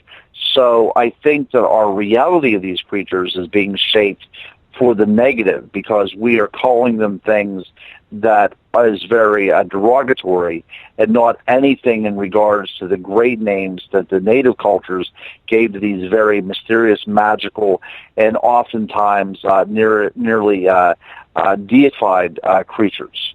So I do agree with you, my friend. I do agree with Mr. Bendernickel as well, too. I think that that's doing a great disservice to not only the entity referred to as Bigfoot, but also to the Indian nations and their great language that is disappearing every day, as a matter of fact. Joe has a follow-up question to this. He's saying, is it possible that these cryptid shows on TV are actually disinformation so that people will actually ridicule any eyewitnesses? Oh, so that's going back to the whole idea of a government conspiracy again, too. Hey, that's very interesting. I had never thought about that, but I think that if you would want to take people to discredit the Sasquatch, the figures that they have out there as the talking heads on these reality programs would be the people to do it. That's a good point. I think that's going to be all up to a person's individual opinions. But let me just say that if you do want to put out a series of disinformation, you're doing a great job by putting these shows on television. The one that I think is very funny is where the hunters go out on a bounty to try and find this creature. I mean, the best investigators of the world barely get any sightings or action unless they've built trust with it. And here you are going out with a .50 caliber sniper rifle trying to lay down a Sasquatch. Like, are you kidding me? Well, I just found this out. I don't know what station it is up in Canada, but in the United States we have, I think it's called Destination Discovery Network is what it is.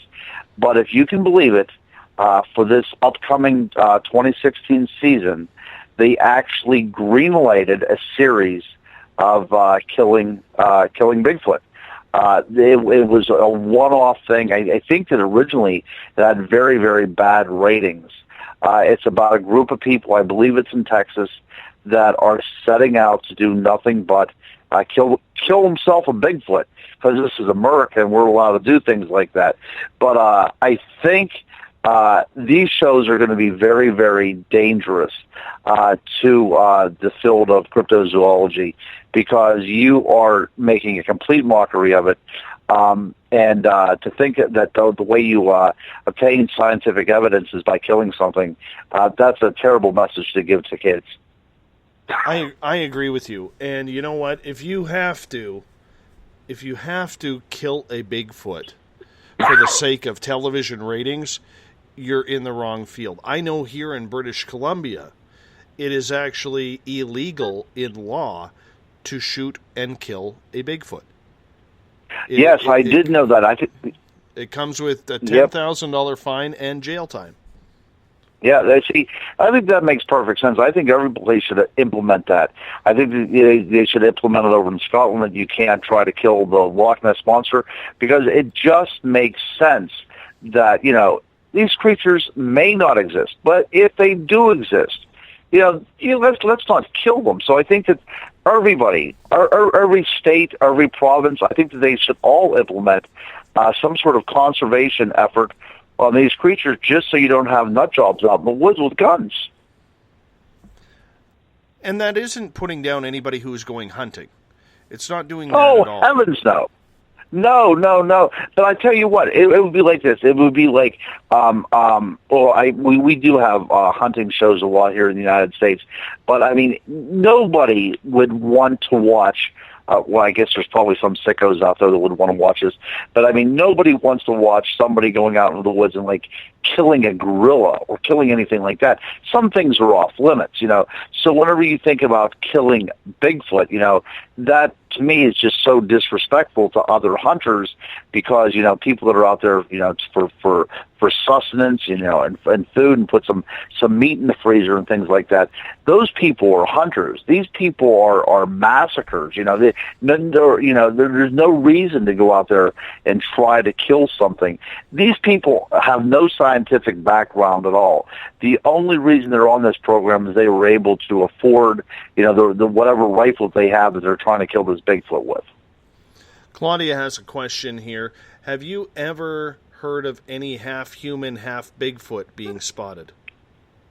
When we talk about the Almas over there in Russia, people had said that there was a female Alma that was taken captive, and some of the locals went by and had their way with her and to produce an offspring. But through genetic testing, it proved that was 100% a human being. However, we get glimpses of wildman reports in the late 1800s and the early 1900s of sometimes these wildmen were seen wearing rudiments of clothes. Now, if that is the case, we might be dealing with some sort of inbred population of half human, half wildman hybrids, and there was enough intelligence within that hybrid to mimic the world around them, and they would take on the affectation of wearing clothing. That is about as far as actual contemporary evidence that I have had of any kind of hybrid. But when we look at, throughout history of certain creatures that have the same attributes of a Bigfoot, when you think of Grundle and Grundle and Beowulf, it seems to have a somewhat human mother, although she has very demonic qualities as well. But there seems to be some sort of hybridization of the intellect and the bestial. So, is that a personification? Is that a metaphor for what's going on, or is this a literal actual hybridization through genetics? It's hard to say, but those are the few little anecdotes that I've had through my studies. Get to another question here from the SOR Space Travelers. Hold on one sec, I got a cough here. How do you believe that Bigfoot can hide so well? They see where we live, but we never seem to be able to find exactly where they live. And I'm going to preface this question from Claudia as saying that people and investigators have found kind of like bedding down areas where they've made almost like teepees in the forest, lean-tos or something along those lines, and put moss and grass and everything underneath to lay down on. We have found those. But as for Bigfoot being able to hide so well, what is your opinion on that? Well, I think the reason why it's able to hide so well is because it doesn't have any kind of permanent place to live. You brought up a great reference to the idea of a teepee. If these are nomadic animals, they do travel from place to place, and obviously they do if there's no, if there's not a lot of signs in one area.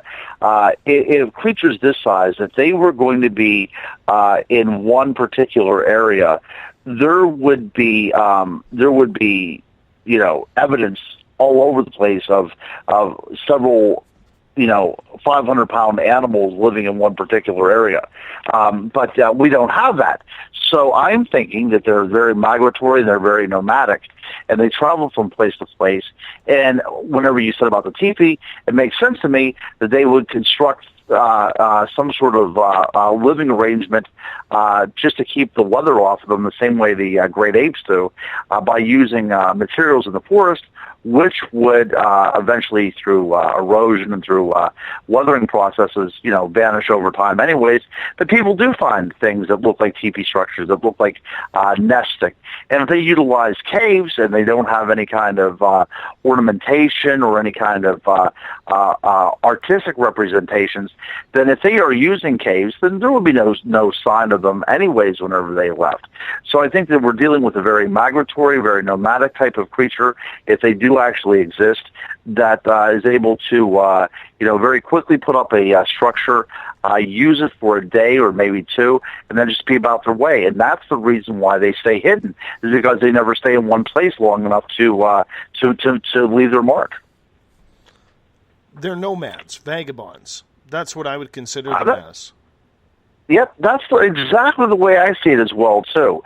That there is not a lot of them. If there's 500 or even if there's, 1,000, there wouldn't be very, very many.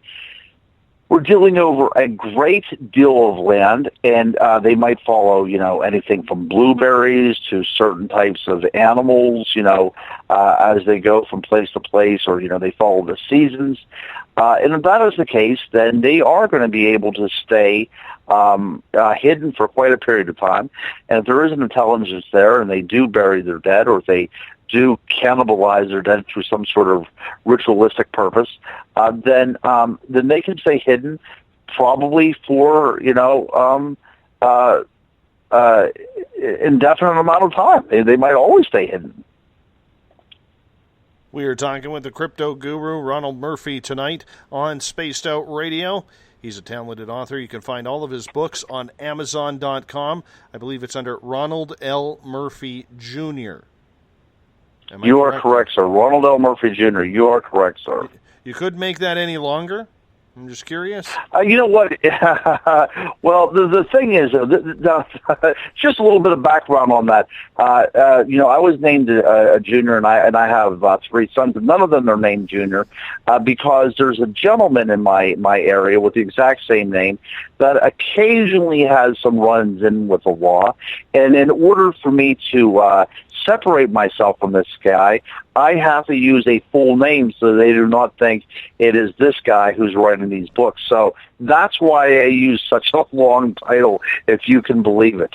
Well, it's funny because I use a pseudonym on air, and I'm actually a junior too.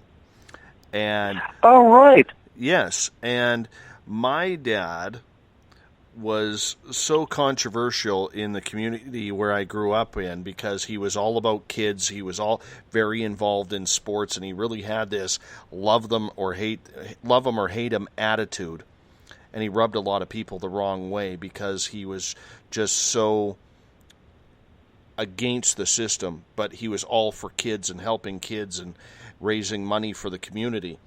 And I took a lot of heat growing up because of that, being his son. And when I had little SOR, or when the missus had little SOR back in 2013, my father was quite insulted that I didn't continue the name lineage. But, I just couldn't tell him that it was because, well, Dad, you kind of screwed it up for me. You know what I'm saying? Yes. So I would love to have had a Ronald L. Murphy the third. It would have been great, but I did not want same exact line of reasoning. So what my wife did was she named our youngest son Ronan, Ronan, which is the diminutive of Ronald, and so that works out good. So I have a Ronan Lee Murphy instead of a Ronald Lee Murphy the third. So that worked out for me as well too. Well, you know what? My little guy, he's got my name in his middle name, and I said to my dad, I said, I want him to have his own identity, and that's just where I left Yes, it. that's correct. That's correct. Yep, because what's going on now is like whenever I write and I'm in the local newspapers and things like that, my children want to distance themselves from me now. So I can just imagine what it's going to be like later in life. So, that's good too, if they want to do that, let them have their own little personalities and everything. Although my next to the oldest son, my son Sterling, he's really into this kind of stuff, and we go out all the time. And it's a great thing. I mean, I think that to have kids with an imagination and a wonder and a sense of awe for the natural world, I think that's really a good thing. My mother instilled it in me, and I'm trying to instill it in my children as well too. And I'm sure you are as well. We live in a fascinating world with a lot of unexplained things going on out there, and I want my children to have that sense of awe throughout their entire life. And that's one of the reasons why I have such a passion for the paranormal, because it's no fun to live in a world where everything is explained away. Do your kids, and Ron, we only got about 4 or 5 minutes here, and I want to get a couple questions in just personally here. Do your kids get a lot of harassment or a lot of wows when they tell them what their dad does and what he writes about?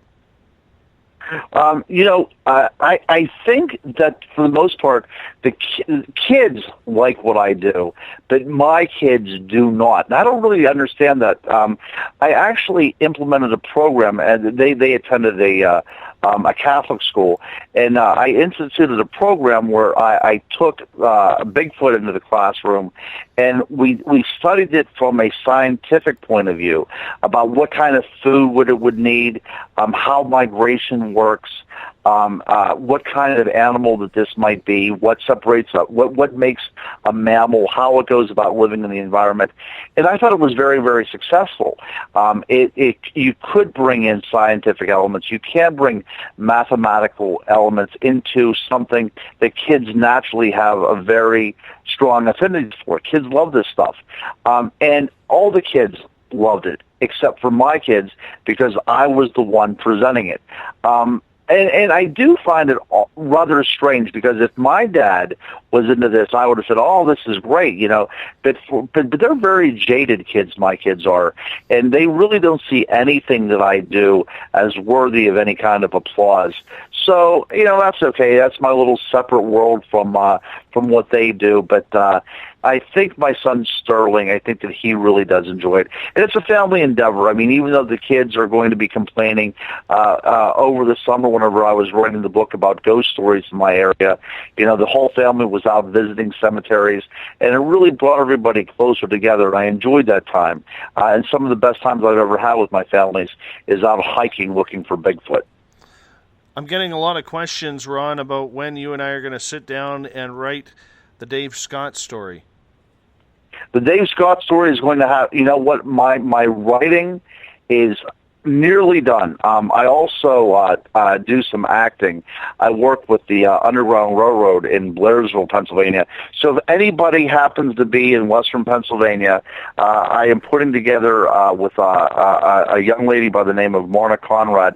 We're putting together a cemetery tour, a historical cemetery tour of my hometown in Blairsville, Pennsylvania. So we're in the process of writing this right now. That will be over June the 25th. And then I will have a lot of time to write. So I would tell your Spaced Out listeners to look forward, and I would think that by the time that fall comes, there will be the Dave Scott book out for them to purchase. Awesome. Ronald Murphy, thank you so much for being on Spaced Out Radio tonight, my friend. It's been an absolute blast to have you on. 3 hours, man. We did 3 hours. I absolutely loved every bit of it. It seemed like it was 45 minutes, but I'm actually losing my voice, and I cannot wait to get to sleep. So this is the perfect time. And I thank you, my friend, for having me on again. I'm looking forward to next month. And I thank all the listeners as well. This has been fantastic. Absolutely, my friend. Thank you so much for being with us. And once again, you can find Ronald L. Murphy Jr.'s books, all of them on Amazon. He's an award-winning author and one of the smartest men we have on this show. Once a month, he comes on the second Wednesday of every month. The Crypto Guru makes his appearance on the mighty Spaced Out Radio. Tomorrow night on the show, we'll be talking with Jeffrey Dwyer. We're going into the paranormal field. He has studied hauntings between Seattle all the way down the coast of California. He's written all about them. It's going to be a great show tomorrow night as we step back into the paranormal. Remember, if you want to follow us on social media, you can do so at Spaced Out Radio on Twitter. Give our Facebook page a like, Spaced Out Radio Show. On Instagram, I can be followed at Dave Scott, SOR. You can find all of our archives from here at Spaced Out Radio Show. Subscribe to our channel on YouTube. And, of course, our website is spacedoutradio.com. A quick thank you to everyone listening out there in the SHR Media Network land. Spaced Out Radio's chat room on Spreaker, Paranormal Forum, Euphoria Chronicles on Facebook, and, of course, our team at the SOR Space Travelers Club. You can join up for that and join in the chat. It's always going every night, 9 p.m. Pacific, midnight Eastern for 3 hours. Come on in. Jump in the pool. It's a lot of fun. We hope you enjoy it. Thank you so much for everyone tuning in tonight. Really appreciate it. We're going to roll out of here with a little bit of our music man, the guitar god himself, Ron Bumblefoot Thal, the official music of Spaced Out Radio. You can go to our website, spacedoutradio.com, click on the Bumblefoot feature, and it'll take you how to get in contact with him, how to download his music. Let's rock it out. Talk to you tomorrow night.